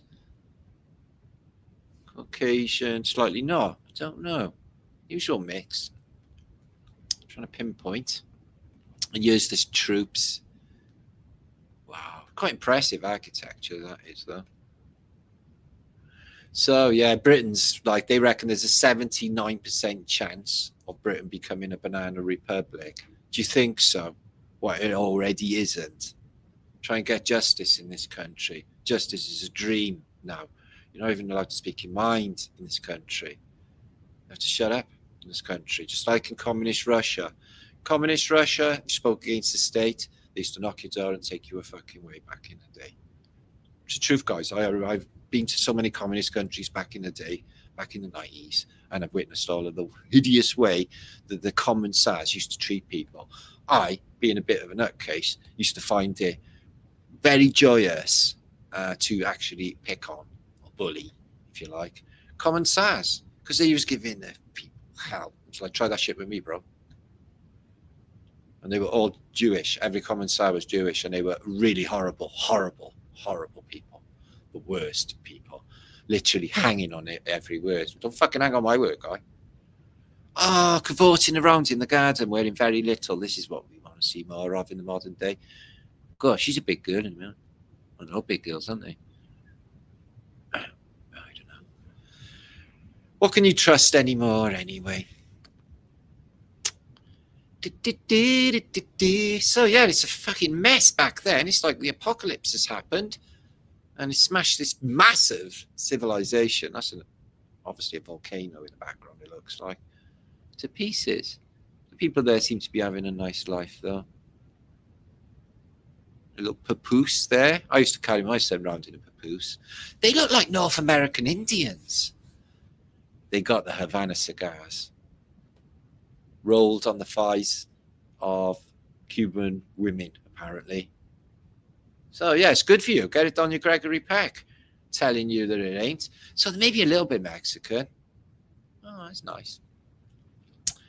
They got that same weird window shape there. Very, don't know, otherworldly. Look at that on the middle of nowhere as well. Same weird window. Stuff missing. What cracked that? Wow. Such a mess. Brick up the door. Did they brick up the door and the window and that before or after the hideous event that destroyed the building? Who knows? Wow. So yeah, Cuba looks more like the remains of Rome. I can't get my head around it. Oh, they put a little cross there. That's cute. I promised you a miracle. God, how many pictures are in here? That looks like a boat. These are all underground, overgrown, old world remains. So there's not many people around in these, is there, guys? Let's be honest. I haven't seen any people. The odd kid, the odd lady. Some ducks. In a ruined world. Not all ruined. So we got 380 of you visiting. Thanks for being here. Not sure many Cuban images we have, but me, they seem to be going on. Oh, we nearly come into the end. See if there's anything more interesting and mind-blowing. That's beautiful. Wow. All right, they got some antiquitech on that. Whoa. So, yeah, resonators on there. Beautiful ones. Look at them. It's got the Jesuit symbol on there. Not sure there, but there's a sigil involved in it somewhere. And also that they look exactly like sigils. But it is attached to a church, so that is something they would do. Wow, look at that. Again, that looks like it should be in Tehran. Crazy. But the Moors were in Spain early on, weren't they? They put the institutions of universities and education in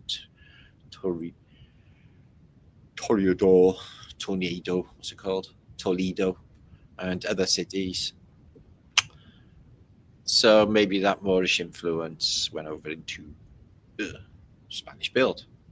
So yeah, there's the star fort there. Look, guys, you can see star fortage. So I knew that. Okay, let's move on. Right, these are a mixture of pictures from the Middle East, from Turkey through to Persia. So we're starting on the coast of Bushire. So yeah, we're going to just have a whiz through because some of these are quite interesting. And I'm guessing this is Iraq, excuse me. Again with the blocked up windows. Again with nothing really inhabiting that. That looks like a gutted up building again. Wonder what the wires are for. So was anyone living there?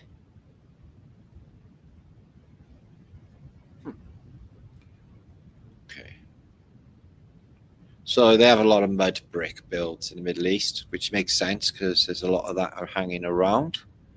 But for some reason, this period, there are a lot of ruined buildings. So yeah, yet to come today, guys. Images of the day. We're going to go through them. There's some funnies with them. We'll have a little giggle. And ooh, look at this. Ooh. It looks like the English stately home. That's in the Middle East. In Bushire. Or Hark Island. Whoa, that's just ruined.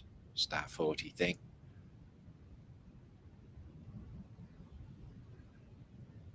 Hark Island.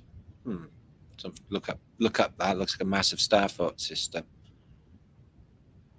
So yeah, this goes into, as far as I know, Persia.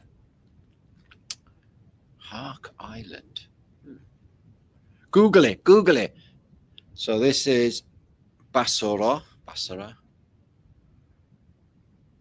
Maybe they changed a few of the names. I think this is Basra.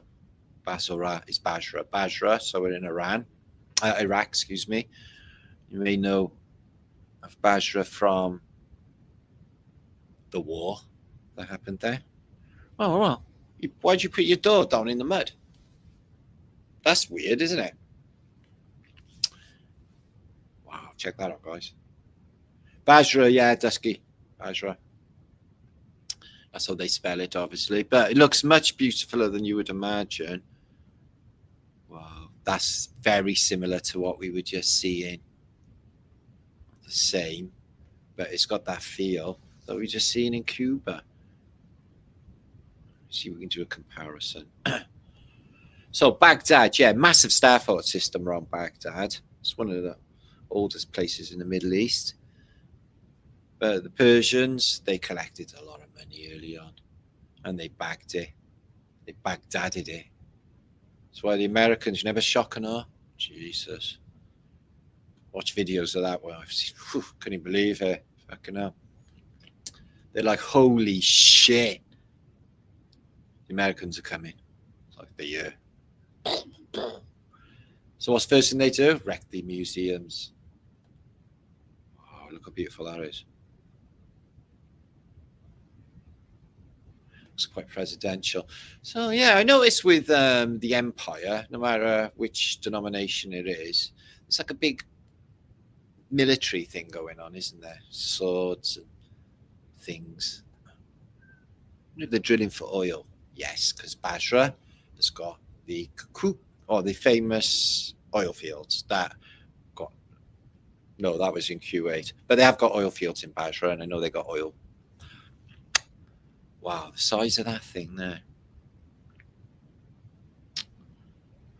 It says Shiraz. It's a nice bottle of wine, isn't it? Okay, don't know what that is, but it looks old. Aqueduct. So it's all ruined, isn't it? The Middle East doesn't look very good at all. It looks fucked. Yeah, camels. That's the way you want to get around. A mountain road. Got to get it up the Khyber Pass. Let's go. That's what they used to say in the trenches. Come on, guys, let's go and put the willies up them. Because that meant something else. That meant scare them. Just put the willies up them. A bit of tiffin up the Khyber Pass. That means something else. Not in modern day. Times have changed. So yeah, living in the desert. Oh fucking hell, I don't know about that. Chirag. So what you reckon them bags are? Drugs. Dates. What they produce in the Middle East? Bags of opium. They've got to say 1800s, the opium trade was booming. Everything is to shit. They don't do any aesthetic work on gardens in this place. Everything's gone and overgrown because there'll be no people to do it. Is that a graveyard? There you are, graveyard. So there's a shaft going down into the ground. Hey TW, see you. Uncanny Valley Vintage. Dino Crisis 2 drives me nuts. Dino Crisis 2. Could just never complete that pipe bit. I have completed it though. Yep, Dino Crisis 2, done that. Complete that. I love Dino Crisis. It's a good one. It's a good one. God, PlayStation 1's like fucking antique now, isn't it? But wasn't it good, guys, when it first came out? It's like, wow, the music was groovy. They had the Chemical Brothers or Left Field in the background. What's this? Ali Akbar, is it? I don't know. Akbar, yeah. Oh, Abba Cadabra. No, it's not. So what year we got here? That can't be 1204. I don't know what that is, what date that is either. A little bit of old vandalism. Give you a little bit of no clues whatsoever because it could be put there any old time, really. Ooh, there you are. There's Mesopotamian remains. These got smashed up, though, didn't they? A lot of them. Inky 2, which is basically Scooby-Doo. So this is Persepolis, or Perseus. Persepolis was the main city for the Persian Empire. Got maps and all sorts concerning this, but they left a lot of massive antiquity in Persepolis. There it is there. That was the Persian capital, and capital building was Darius II, I mean. So let's have a look at the locals. They don't like photographs. It's the same in the modern day. It's like I could take a photograph where I want. They don't like it, though. They think it's going to steal their soul. And then somebody, YouTuber in the future, is going to look at them. Wow, that looks impressive. But it looks redundant. So, yeah, YouTubers of the world reunite. We are going to link together and we're going to beat the AI, okay? Because it's trying to make us obsolete. It's trying to make us you know, I think the human creativity, although it's got all the information, it's very imaginative. I'll give it that. It's not got what we got. So there's that. And it can be quite humorous as well, I've noticed. Makes good jokes and stuff. There's no replacement for the human being. Look at this old block of flats from antiquity. Wow. Obviously, that's not nobody living in there, I wouldn't say, would you? And all underground bunkers as well. What's that? Istrophan. I've seen that connected with Tartaria. I'm guessing they're saying that's a mausoleum of some sort. They always do, don't they? Never see anything to do with bodies to do with them anyway. So more reset pictures. Melted and fused, Evaldus. This is melted and fused. I'm not sure of the narrative for this either. I have dug into it before, but I need to dig further. It was a psyop. This is the Easter Rising in Dublin during the Revolution, the Irish Rebellion. And they rose up against the British Army and British rule, although the British definitely, since they say that they don't rule Ireland, well, their infrastructure certainly screams like the Empire. So I don't know what happened there. I would say all of their people, like Martin McGuinness and all of the other Sinn Féin people and all that, were always sucking up to the British Prime Minister and knocking about for leventies in 10 Downing Street because they were all assets, just like Michael Collins. I know a lot of people would be upset about that, but he was definitely an asset back when this was happening. But what they did do is they managed to fuck up a lot of fine architecture. There was a battle going on, so you got a massive battle going on around the post office area in Dublin. That leaves it looking like Hiroshima, but the battle is raging in Europe. They got to pull troops off of the trenches of Flanders and bring them over to Dublin to fight the rebellion uprising because they're shooting at us. And the outcome was a bloody mess. But look at this. Absolutely amazing to see that level of devastation.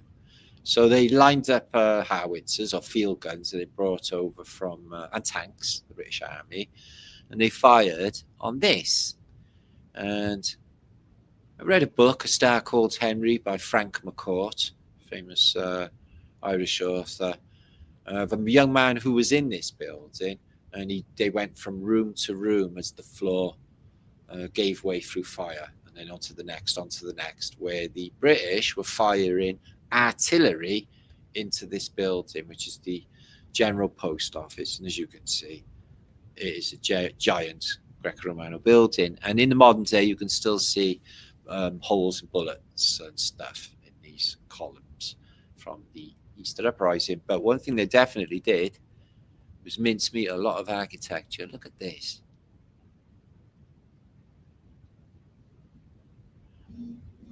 So yeah, I definitely think there is a lot more going on with Easter Uprising. Look at the level of, God, it looks like San Francisco. Oh, that one's all rubble. And look at that large building there. You know, early 1900s as well. So yeah, like I said, the First World War was raging while this was happening. It was rebellion was rife, as it is now. But the rebellion, the revolution will not be televised. And the revolution is out with the old boss, in with the new. They'll replace fucking Mousy Tongue with Chairman Mao. It's not going to be good. You can't replace one. It's got to go all together. We do not need governments. We do not need councils who are terrorizing people. Now everyone's frightened of the police. It's not the way to go. So there they are, the Tommies of the British Army. And this went on until modern day. And the Good Friday Agreement with Clinton, etc., put an end to the Troubles. But when I was there in the later 80s, it was kicking off. I had Christmas dinner on a Falls Road. My God, the only reason I wasn't killed is because I was Welsh and had long hair. And they could see that I wasn't a squaddy because they had British squaddy infiltrators, and they were kneecapped and murdered. The provokes provisional IRA. So there's dead men shot for freedom. And what will the people that do for freedom in the modern day? Sissy generation, what they do? They scream at one another across the road, don't they? Oh, thanks, Amia. That's really generous. Amia, 138. Thank you so much. Hi, Squirrel. How you been, mate? Good to see you. Yeah. It's Barcelona's a mindfuck. It looks, that building is just, the Sagrada Familia is a nutty building. It looks like melted mud or something. So yeah, the British Army had a hell of a time. And that went on for years. Look at the size of this building, yeah, in Dublin. Everything around it is being reduced to stones, little stones. Huge devastation. And that building's from 1902. 1902. Something going on with coal fires as well. Chim chimney, chim chim chiroo. There's clues all the way through with the chimneys, chimney sweeps. I think it's a cover. I think there's something else going on with the heating source. So there they are on the field cannon to the First World War. They do terrible damage to a building, though. These shells. So yeah, shit goes down, don't it, in Britain? Oof. When it goes down in Britain, it really, really does go down. Look at that, protecting the building from artillery and gunfire. Oh, it's peppered. They've been shooting at them in there. Wow, imagine that day. Anyway, up the rebels. Oh, there's more there. We just on about the Moors. More. Like Billy Moore. Wow. I think that's Stormont, isn't it? Isn't that their political building in the modern day? Cram them all in there. Cool. Anyway, I hope they'll be free one day, just like the rest of us. I think it's coming. Anyway, let's go through a few images of the day, guys. 400 you watching. Thanks for being here. I really do appreciate. Oh, thanks, Avidas. Follow the trend. It's lit. Is that what it says? Follow the trend. Thank you. Like your musical mug, Eric. What try to say? At least I don't rap for you. Anyway, so let's have a look through these images. This is an old beautiful Renaissance picture. These seem to be saintly characters because they are lit up with an aura, which is their human magnetism. And they have, you know, like reliquary, this strange implement here, and buildings because they basically. I wondered if it was Honey, I Shrunk the Kids and everyone was massive and now we're all small, but the buildings were built for the bigger. So, yeah, the French didn't have a good thing to say about the surrender of their country in World War II. They would have fought on, but they were sold down the river, really. It was like, no, we're surrendering. And then this is the result. It's got Hitler and his gangsters marching around saying, he said, oh, yeah, it looks all right. I like this shit. It's not as good as Vienna, though. He wouldn't have it. Paris wasn't architecturally superior, but Vienna's beautiful too. So there's the famous architect Albert Speer, the good Nazi. He ended up with Michael Parkinson. He did a little bit of Bird, but it wasn't prison. He did like exile, really, and lived very well off. A lot of the others are just bumped off, and not him. There's young. Ooh. Speer and Goebbels, the propaganda minister who picked up all of his propaganda knowledge by reading the works of Edward Bernays' propaganda, our propaganda ministry. Remember, we invented all that. Concentration camps. Fuck off. We invented that. We had the first concentration camps in the Boer War.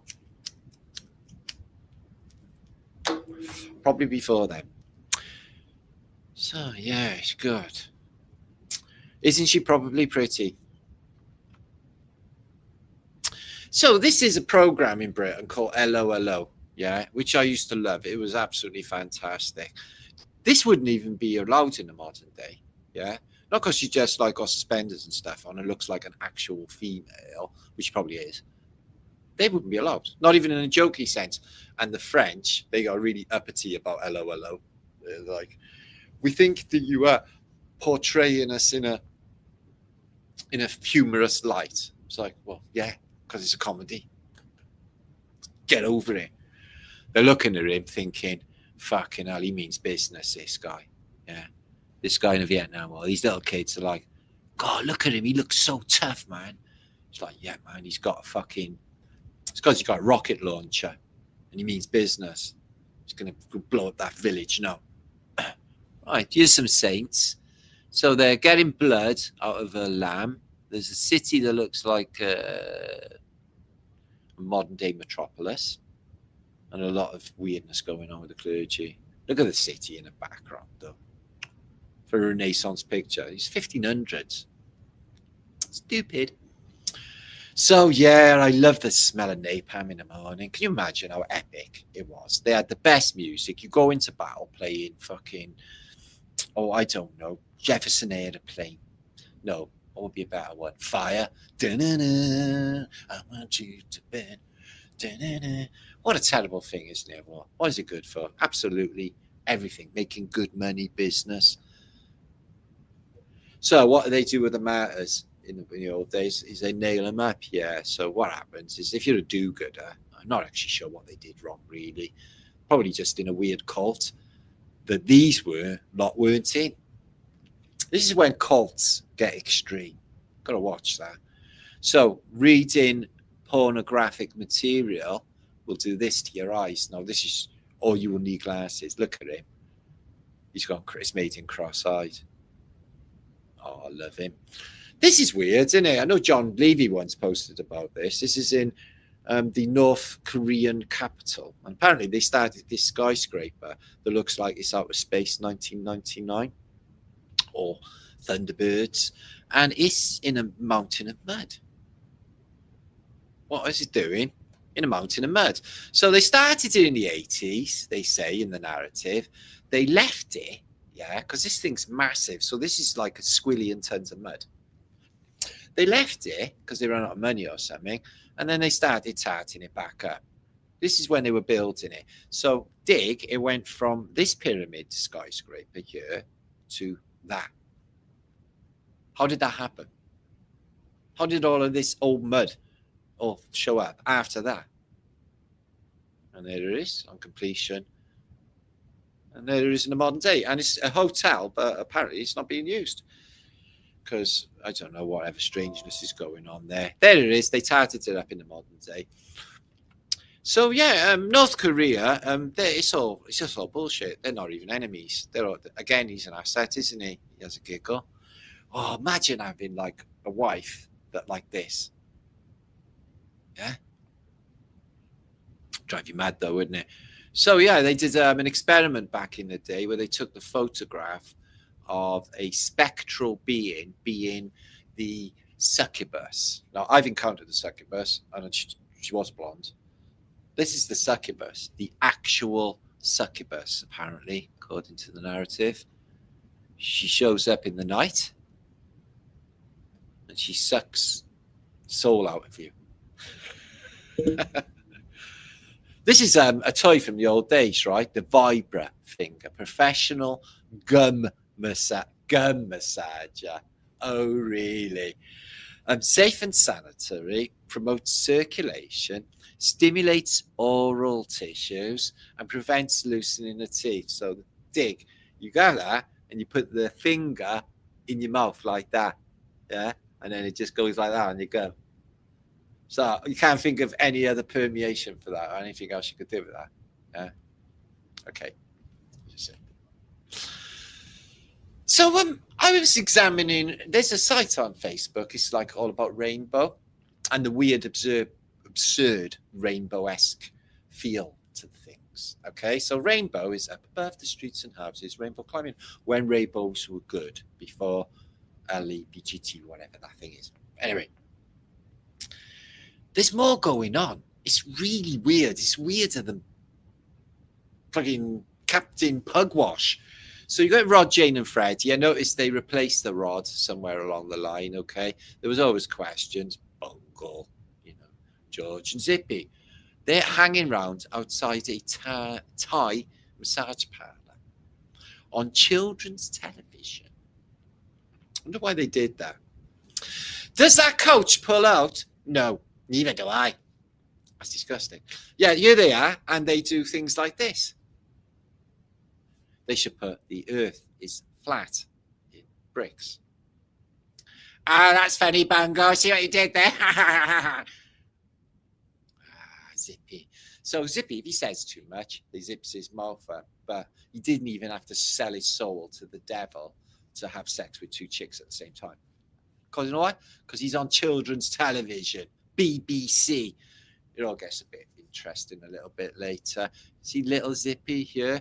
Somewhere along the line, Zippy had a baby and became little Zippy, who was a drug addict. They were all drug addicts, but it's okay because it's children's television. Let's have a look at Patsy Kensit, who was a sort of model or something. She used to shag pop stars. They all do, don't they? And Liz Hurley.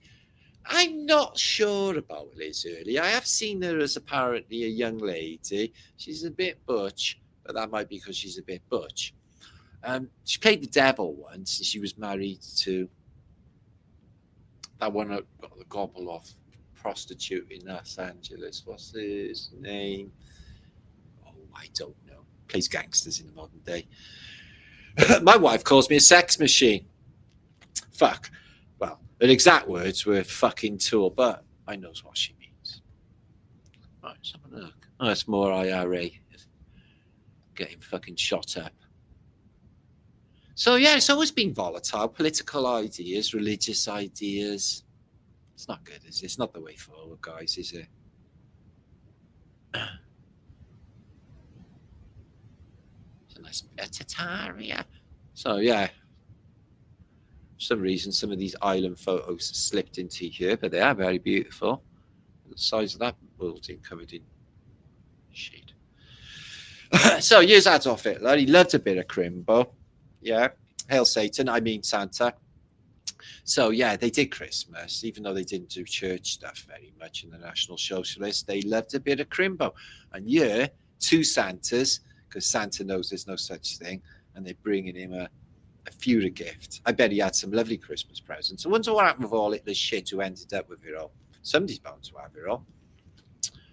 Bet he had some good shit. So, Bonnie and Clyde. Now, when I was in Dallas, I went to Dealey Plaza. I was talking with this gentleman who knew everything about the JFK assassination. And he told me a story about her, right, Bonnie, working in the government office that he pointed to. He said, oh, well, she worked in there, and he used to wait for her right by here, Bonnie and Clyde, because they were actually working for the government, both of them. And all of the story is an old psyop to tell you what will happen to you if you break the law in Texas, and to keep your guns down. Otherwise, you'll get the old Bonnie and Clyde dance. We all know that goes down. Yeah. Poor old Warren Beatty and Faye Dunaway doing the old dancing. So I went to, with Jason, we went to the prison museum. Oh my God. So I seen the electric chair, and I seen the guns belonging to Bonnie and Clyde. God, like the actual guns, which was brilliant because I loved all that gangster stuff, me see. So yeah, the electric chair was trippy. So yeah, this is women. Now in the 1920s, women had to keep their ankles covered because of the indecency thing. It was a little bit later, and they went up a bit. But back in the day, you could get a fine of a police officer for showing too much leg. Bollocks, isn't it? So remember I mentioned chimney sweeps? There's a chimney sweep. He's had to go all the way up there. Wonder how we got up there on the outside, the inside. Fred Dibner would knock that down. We love Fred Dibner. So another question I wanted to ask as well, I've been thinking about it, guys, as well, is all of the shit that was left over from World War II, where's it to? So I got like a list of all the armaments just for the Battle of Stalingrad, and it goes into the tens of thousands, planes, tanks, and everything. So apparently, Messerschmitts, the Nazi Messerschmitts, there's only a couple left. Apparently, one of them's in a museum in LA, and the other one's in a museum somewhere in Hanover, I think it is. There's only 2 left out of countless amounts of Messerschmitts, Me-2 Messerschmitts, gone off the face of the earth. These are remnants of B-52 bombers, broken down all them engines. What happens to all of the surplus of the war? I don't know. The Philadelphia Inquirer was reporting Jews now fined for Nazi riots. I wonder what's happening there. Hundreds are arrested for damage done to stores by mobs. Better army weapons urged by General. Yeah, you need better army weapons. You do. This is in Wales land. These are evacuees, children who have been evacuated to Wales, and they are basically clones, and they're coming from an underground lab. No, that's not true. They are in a bomb bunker watching out of the way of the bombs of the Luftwaffe in World War II. All the kids underground from London came to Wales for safety. This is a surprise, but not really. Makes sense to me. This woman here was the queen of Iran and the queen of Persia and the queen of Egypt in 1940s during the Second World War. She is the queen of Egypt and the queen of Persia. Check her out. Yeah, obviously she's a beautiful woman and she looks so Western. There's nothing Arabic or Sharia law about this woman's existence. So the Ayatollah came in and got weird on everyone. Not sure what happened with the rest, but the thing is, the way I can see it, right, is the narrative for Islam is a more recent thing, yeah, because it was regarded as Mohammedanism in 1900, and you know all of this stuff is supposed to happen in the 1600s. Anyways, it's not actually an ancient faith, but it is the fastest growing mind control mechanism on Earth today, and it's a strange phenomena too. Not the way to go. I like the good old-fashioned British Christian way of living, don't you? I think I think it's a good way of being. So yeah, they chucked all of the typewriters away for some reason as well. So that is getting rid of journalism, maybe. $100 a go, them typewriters. Don't tell Tom Hanks about it. Cool. Imagine how much they're worth. So why are they chucking them away? I don't know, guys. So here's a queer bunch. MIS, what is it? MOUSE, Mickey Mouse Club. So let's have a look. There's something, I don't know, no expert. There's something wrong with their eyes. Their eyes are full of fear, except for Crazy Britney. But she's like vacant anyway, isn't she? So you got Justin Timbersnake, Trouser Snake, as a child. They were all hanging on together.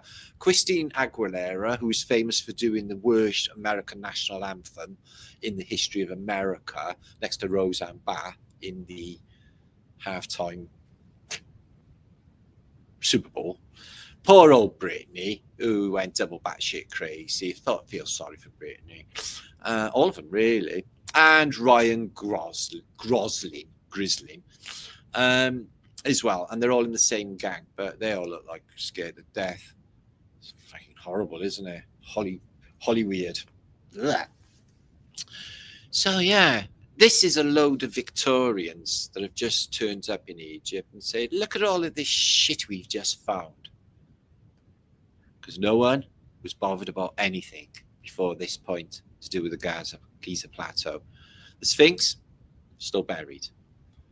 Pyramid of Giza, still buried. No one gave a flying fuck about any of it before then. So here's a couple of Danish soldiers enjoying their day out in London and having a beer with some skinheads on the wall. And punks, back in the day. dunking your feet in the fountain, which was permitted back in the day. I don't think you can do that now. I think it's executionable. So this is in Australia. This picture. I think this might be Melbourne, but the roads are muddy. I don't know what they're doing with the giant alligator. He looks like he's real. They put him on a little narrow gauge railway outside Henry's Hotel in Australia. Wow. So again, the surplus weapons of World War One, World War Two. Now the World War One Lee Enfield rifle was reused in World War Two for the British Army, so that wasn't a problem because I don't think you could have beat that for superiority. It was just such a fantastic weapon, just absolutely amazing. In the early days of the First World War, the Germans thought we were using machine guns, but it wasn't. It was highly trained Lee Enfield shooters, 15 rounds, rapid fire. Take it, in a few seconds, just like machine guns, and you have endless amounts of them, all collected up. What happens when they break them down? Just craziness. So here is Queen. Oh, miss her now. She's dead. Look at all them dead animals she's wearing. All that bad energy of all them dead animals. Blech. And King of the Empire at the time, who is Knights Templar, Freemason, and everything else. Knight of Malta, Winston Churchill, warmonger, and look at him. He's Order of the Garter. He's got to wear a garter, like a girl. So this was what they used to like to do to us in the modern day. I'm guessing probably have to pay to have this done, but yeah. So they used to smack your bum. I didn't actually get my bum smacked in school. I got to be honest, but I did get the cane every other day or nearly every day. But I was probably the worst thing they'd ever encountered. So there's that. So yeah, in the old days, they used to punish you with pain up until about I left school. It was still going strong, the cane. I think it went out in the 90s, still torturing children. Absolutely fantastic. I did pull a teacher. I told you that, didn't I? I pulled a teacher about the fact that they were causing children pain and haven't got any qualms about it. And it hit me. I got hit a lot, actually. And in the modern day, if that happened, I would be able to sue them and end up with a load of money because I was hit regularly by them. So the Daily News, Donald Luck, Trump, I won 20 million on a Tyson fight, I bet, because all the fights are thrown. I noticed that Crown Prince of Arabian land, he was putting all the money into British boxing because he's going to bet on the winner, isn't he? What's this? The flu flies in early. Yeah. So I'll get that into the consciousness that. What's that? Hawaiian judge okays gay marriage. Landmark ruling Spurs debate. So here's a philosophical question for you. How heavy are 3 days? How heavy are 3 days? It's difficult, isn't it? So yeah, this is San Francisco, which is on fire. The earthquake is, as you know, if you watch my channel, isn't a reality. As you can see, all of the buildings are actually there, but the city is on fire. But I'm in such a tiz. Oh God, it's having such a great time. How many pictures of the San Francisco non-earthquake are we going to see where everyone's pissing themselves laughing? Such a good time. I remember that day. So yeah, hedge pruning in the past in Britain. You had to go through that to prune the hedge on some of these British stately homes. Nice though. I love a trim bush. Bathroom intruder.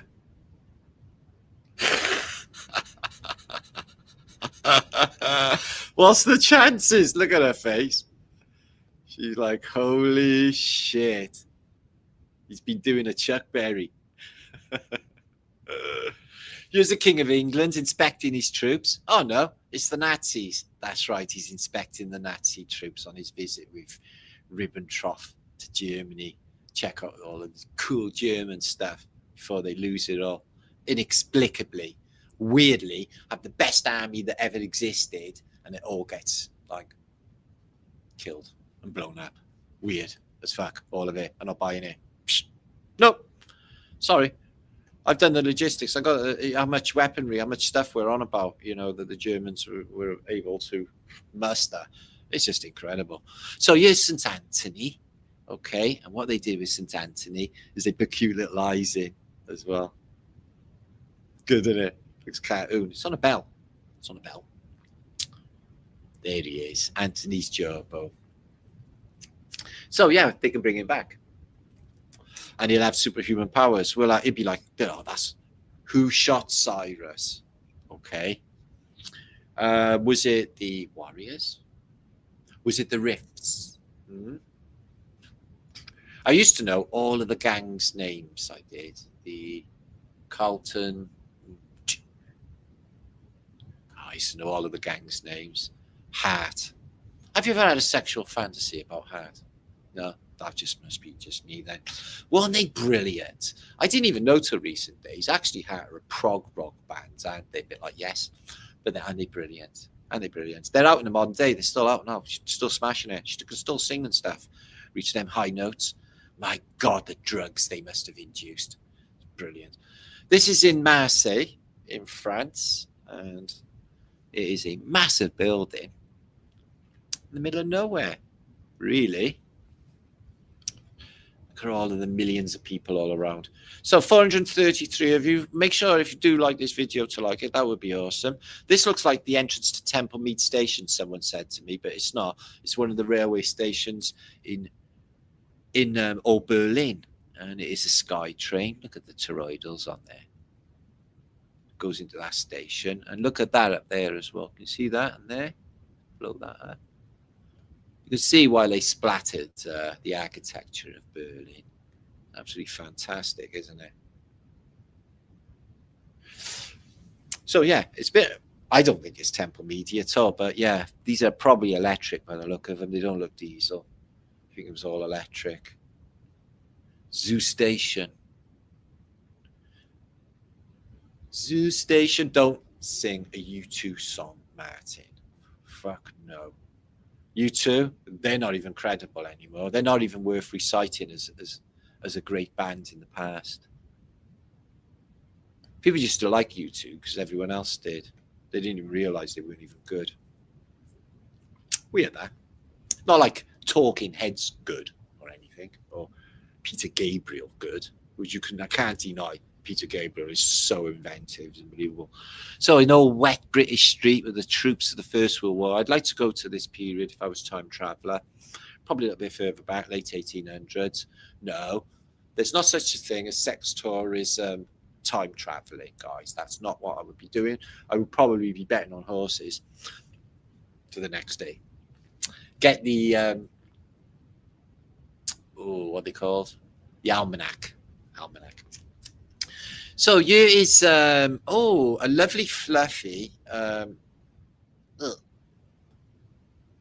Mariam. Oh, what's her name? Mariam Faithful, broken English lady, and some weird ass smelly hobo who is there's all fleas and stuff itching in there. It's Mick fucking Jagger. I can't believe he lingers on. So here's Mick and his boyfriend, okay, because he was gay like John Lennon, okay, and yeah, they killed him off, but apparently took more drugs. He looks older there, right, than he does now. How is he so old and wrinkly there? Brian never even died till 1969. How the fucking hell is he that old in 1960s? So yeah, they're playing Journeys, a Benson and Hedges, and a fucking whiskey. Marian Faithful, famously called the Mars Bar Girl, because apparently she was in a drug bust in London that they got done for, and she had some sort of interaction with the Mars Bar. I don't buy that. I'm giving you all sorts of rashes and things. Look at him looking at her perving, thinking, oh, I'd love to do stuff to you, baby, in your fucking dreams, snob. He got so many drugs going on. Look what Black Bombers used to do to your eyes.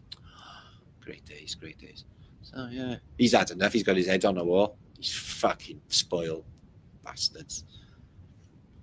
Somebody asked me in an email about these this week. These are coming back up. So they're AI, are they? Well, I've had these for fucking 8 years or something. Before AI was making images. So they're either old AI, or there's something else going on. Television technology, or somebody actually bringing spirits into this world. Spectra, because television was invented for viewing of the dead, if that's what they are. And you see, there's so much gadgetry that they've put together just for nothing. Maybe steampunk of the day. Very unusual. Look at the effort on this. And it really does look like a technical array, you know, these bits here. Definitely this bit here. The effort. Crystals and valves. And then you got this spectra of this image of this child. How do we know these are not real images? They've been out years now, guys. Interesting story. This is the oldest Roman arch in Britain, and it's in York. And during COVID, we went on a tour. We went to York, and the guy who lived in this house came up and talked to us about this wall. And his wife was banging the window going, "Get away from them! Get away from them! They haven't got masks on!" And he's like, "All right, love, I gotta go." It's like, "Stand up for yourself, man. Tell her no." He's like, "I can't, I gotta go." It's like, fucking wuss. So there they are, the poor old Brits off to the war. Almost 1 million young men killed in the trenches. But the unusual thing, I've talked about this before, is the amount we're missing in action. It's like literally hundreds of thousands of men were never seen again. Just disappeared off the face of the earth, guys. I think there's something deeper going on with the missing in action. I don't think they were all just dusted and blobbed and left in battlefields and churned up by shell fire and just disappeared in a battlefield. I'm not buying it. Although they do dig the odd soldier up now and again, but I'm just not millions. Millions died in the trenches. Millions went missing. And in World War II.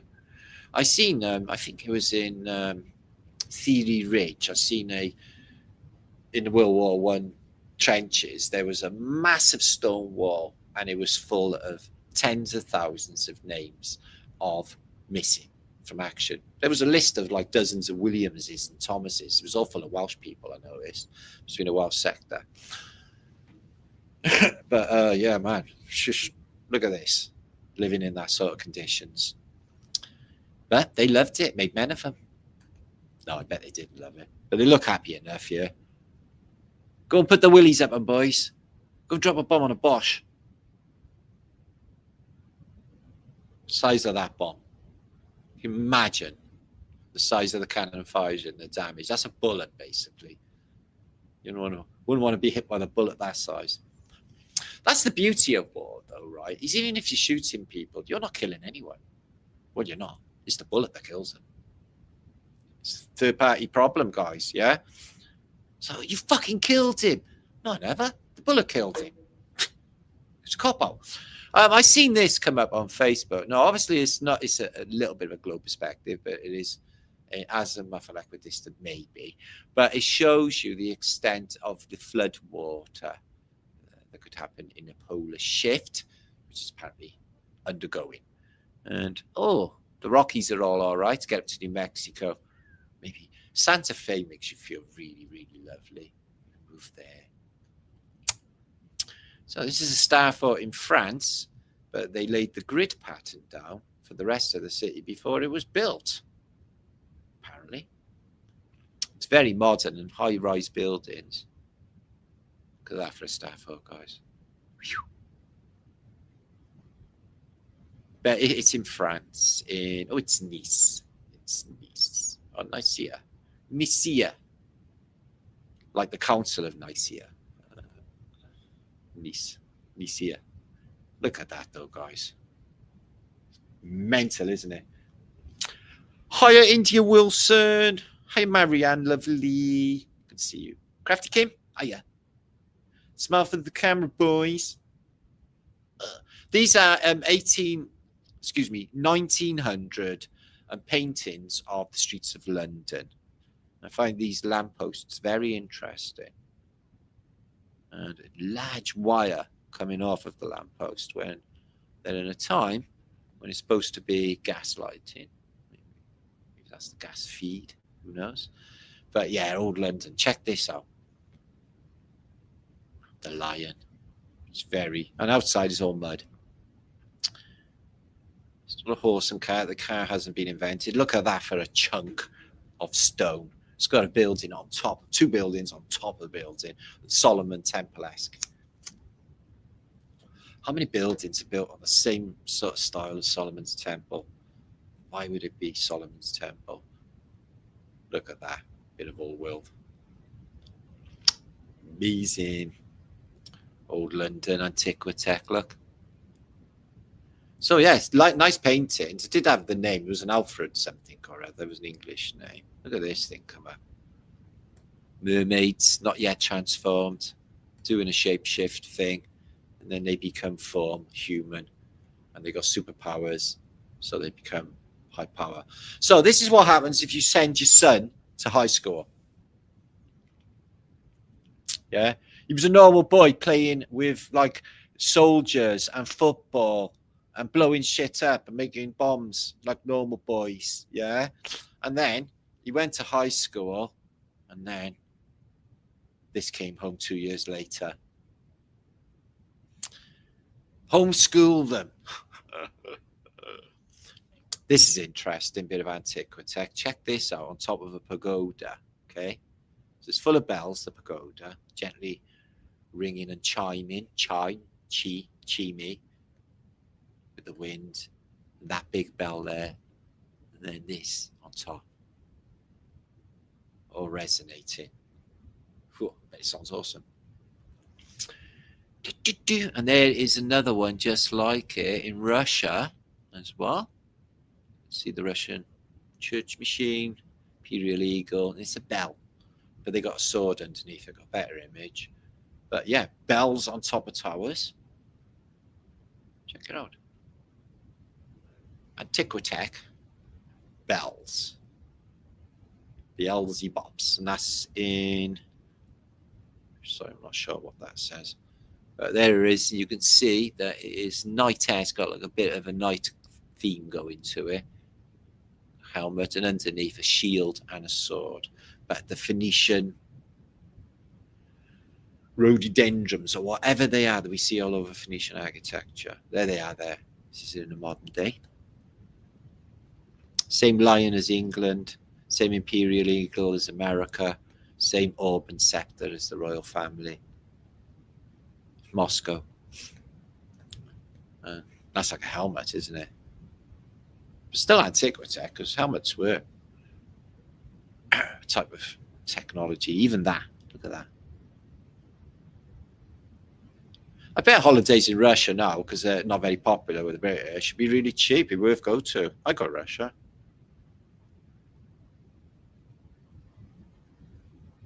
I ain't got a problem. I like them. I think they're quite funny. Don't bother me one bit. Nobody do, really. You know, I'm a man of the world. Anyway, go travel where I want. 17, it says, 09. 27th of March.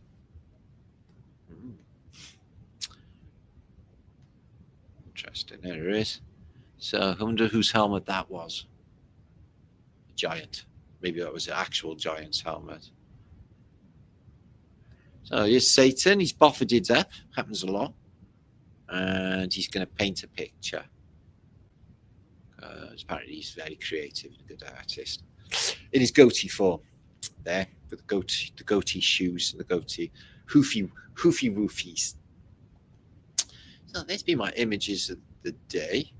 Let's have a look at some quick cartoons before I shuffle off this show for today. I don't know how many hours I've been talking.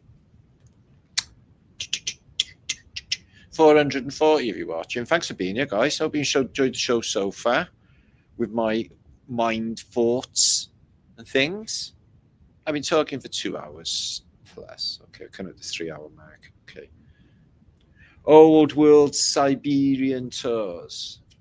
So Violet, who is actually Joy 17. Life for Real and Ely Softly. I live in Ely. I'm from Ely. You an Elyite? Heart canvas. Yeah, it was the shape of a heart. So this is out of a book of engravings of the events of 1812 in Russia with the Napoleonic forces going to Moscow and finding it empty. But when they get there, there's a joke in the box. 2 globes for eyes as well, I find interesting. Celestial spheres, actually. That's the big marker, the 1812 overture. Over to you. So there you are, first day in school. God, I couldn't stand fucking school. The only thing I used to do is think about when we get you.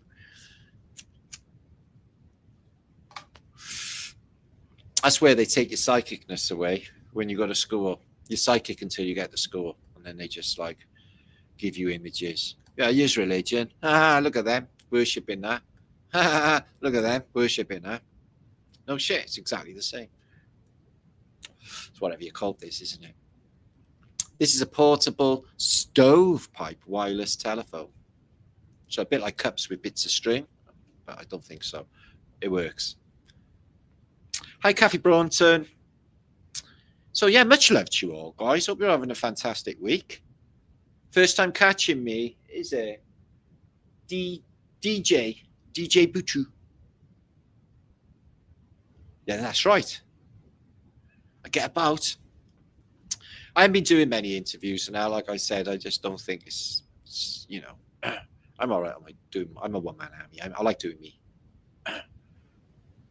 You know, I don't think I've done hundreds of interviews, and I get to the end, and I'm like, well, you know, it's nice to talk to him and all that, but what have I learned?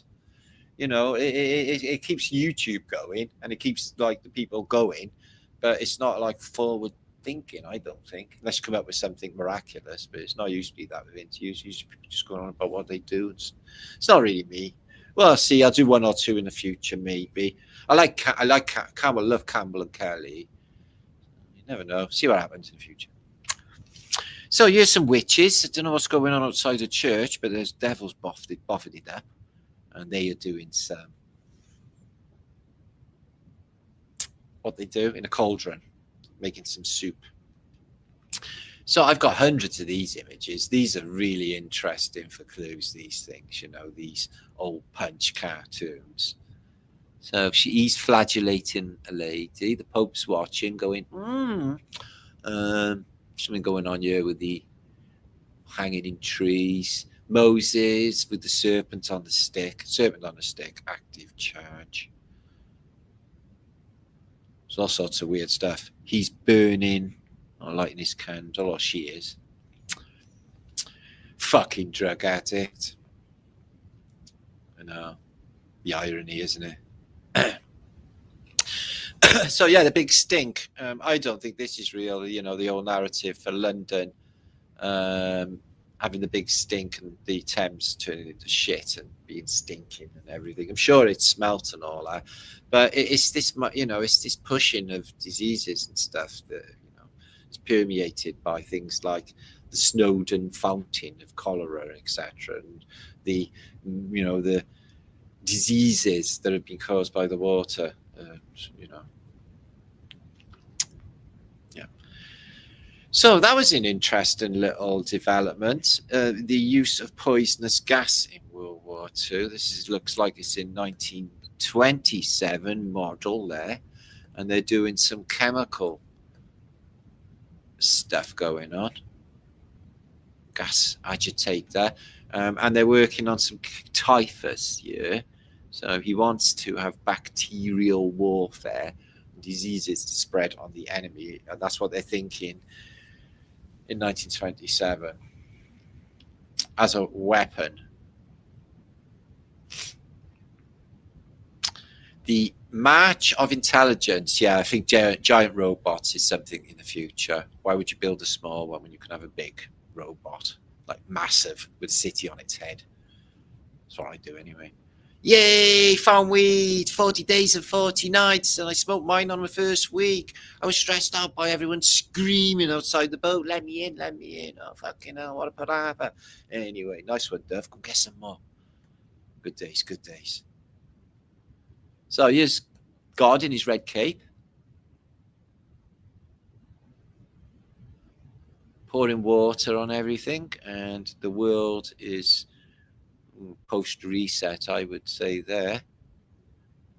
getting its shit back together. Very Phoenician, that, isn't it? Lobster and a scale on that one, and a lobster on that one. Ooh, I don't know what that means. So, yeah, this is the state of humanity. The lemmings, one jumps off the cliff, they all jump off the cliff. But it's better than Banana Man. I know.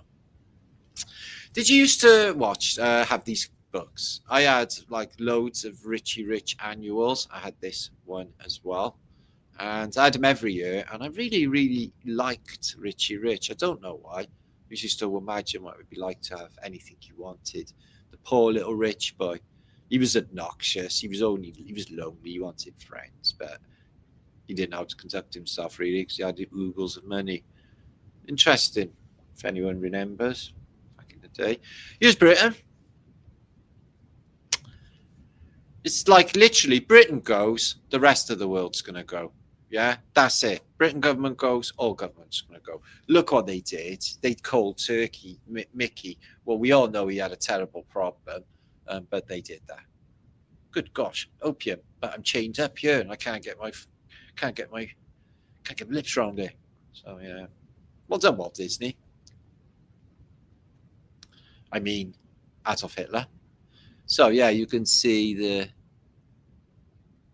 statue underneath. He's got a fasces and the Phrygian hat, and this angel with the laser beams. It's a bit of a fuzzy image, I'm afraid. It wasn't, never used to be. This is interesting. Off an old picture, this guy's looking over the ice wall, but he says nothing but icy space up on the roof there. So that is the ice wall out there. It's just flat. Lizzie's attack of the sentient cumsock. Isn't it weird, right? So what they do, youths, is they find an orphan sock. It's a sock that hasn't got a friend. That becomes sentient cumsock, comes to life, and occasionally they escape. They take form because of all of the eggs that the sperm has gone into it, and they go like this down the road. Not again, not again. I've seen it happen, guys. A runaway sock. Not mine, obviously. Somebody else's. It's hilarious to think Captain Pugwash had these names. So we had Seaman Staines, Captain Pugwash. I think that's to do with bums, I don't know. Master Bates and Big Willie and Roger the Cabin Boy on children's television in the 1970s. It's what I grew up with. But we didn't like, it wasn't missed on us. I go, Big Willie. Oh, Roger the Cabin Boy. We knew. Frigging in the rigging, frigging in the rigging, frigging in the rigging, because there's fuck all else to do. Alexa, find Help. Playing Help by the Beatles. See, this is like, if I talk to Alexa, I'll say, Alexa, can I listen to their Radiohead? And she'll say, Walking on Sunshine by Katrina and the Waves. It's like, how the fuck does Katrina and the Waves sound like Radiohead? She's so stupid. Subscribe to my channel. It's true story, hippie. It's all true stories tonight. You've got an insight into Martin's strange existence. Chaotic real world Martin. Okay, coming back. Wrap this up for the night.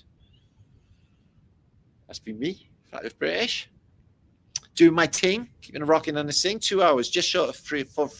Gonna give a few of you shouts and get out of 3 hours. Who the hell on YouTube does 3-hour things anymore? AI just go rusty in the rain. So you're from Ely softly. Just let me know. Nio Bibian Time.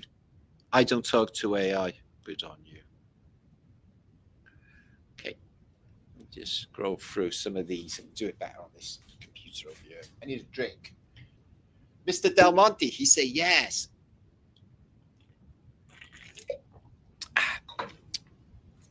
So I hope you've enjoyed my little stint today. I love Flaterdays. I was going to do a video in a week, but the week's just got away from me, and I'm very sorry.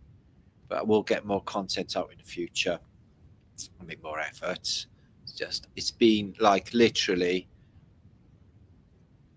just keep it warm. Yeah, it's hard. It's been surviving and keeping warm. It's been so cold, but it's warmed up a bit now. A bit of rain, but oh my god, shock to the system. The old 1 degree when you get it here feels a lot colder. Believe me. Vibes, Violet Kid. Good to see you. And sorry, I'm having trouble with this new format. Shows you only 2 or 3 of the people on chat. They got Wendy, the Witch in the Wardrobe. Oh, I used to watch Casper. I used to like Casper. We got Wendy's in Britain now. You know, Wendy's, the American franchise. Popeyes, got it all, yeah, no. I wanted a decent bit of chicken. I haven't had chicken proper in ages, like real chicken, like that southern fried chicken they have in Texas. Can't get chicken like that in Britain. Oh, guys, breaks your heart. Best junk food is in America. Oh, Dusky, you don't know you're born. Filet steaks. Okay, now. Fish I love. That's my favourite thing. Puggosh got away with it for years. About just look up. About above just look up, excuse me. See the water. Every old sock needs an old, you know, too much about it. Okay, Kathy. Thank you for being here. I love the B-52s, as you know. I know they're Illuminati, but what are you going to do? Sharing Manage's channel. So, yeah, make sure to subscribe. Come back in the near future. Just go and check out all my other videos.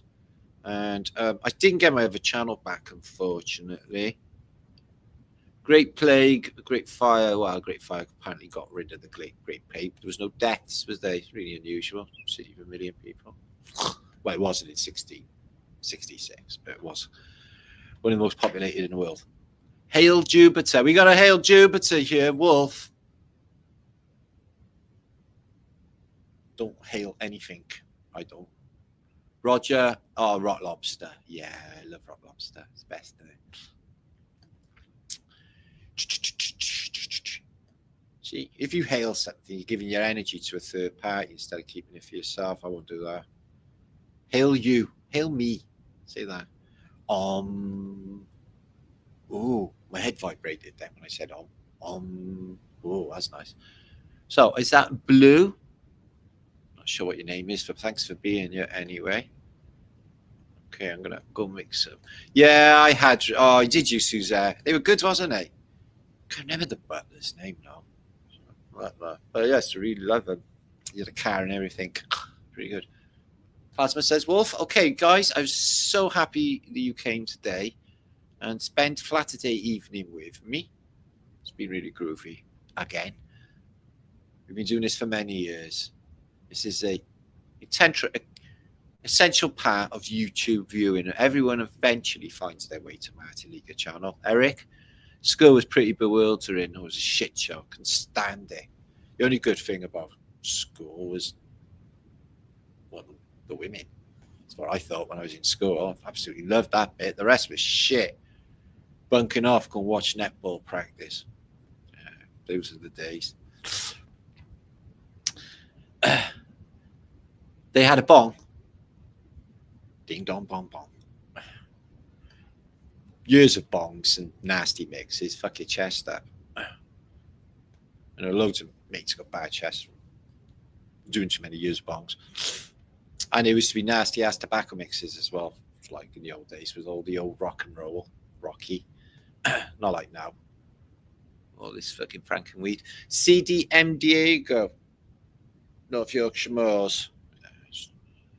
It's not a friendly place, is it? Stay off the moor. Okay. Well, thank you all for being here. I'm going to get going now, and I'll see you in a few days. Keep an eye on my community page and everything else that is happening. I will keep you all updated. Three Fingers, good to see you, my man. Dallas is there, probably Alva Billy somewhere. DJ, good to see you. Double-headed eagle it's a colonial symbol. It's everywhere in the world. Shows you there's only one power in this place, and has been all along. You just make out there's different powers, and even the places people are fighting in wars are really on the same size. at night in the working man, in the clubhouse where they all go. Right, thank you everybody. I gotta get going. It's gonna be 3 hours right now in a minute. Let's see if I can get it bang on 3 hours, which is in 45 seconds. That'll be good. Okay, much love. Thank you, India. Yay. Anyway.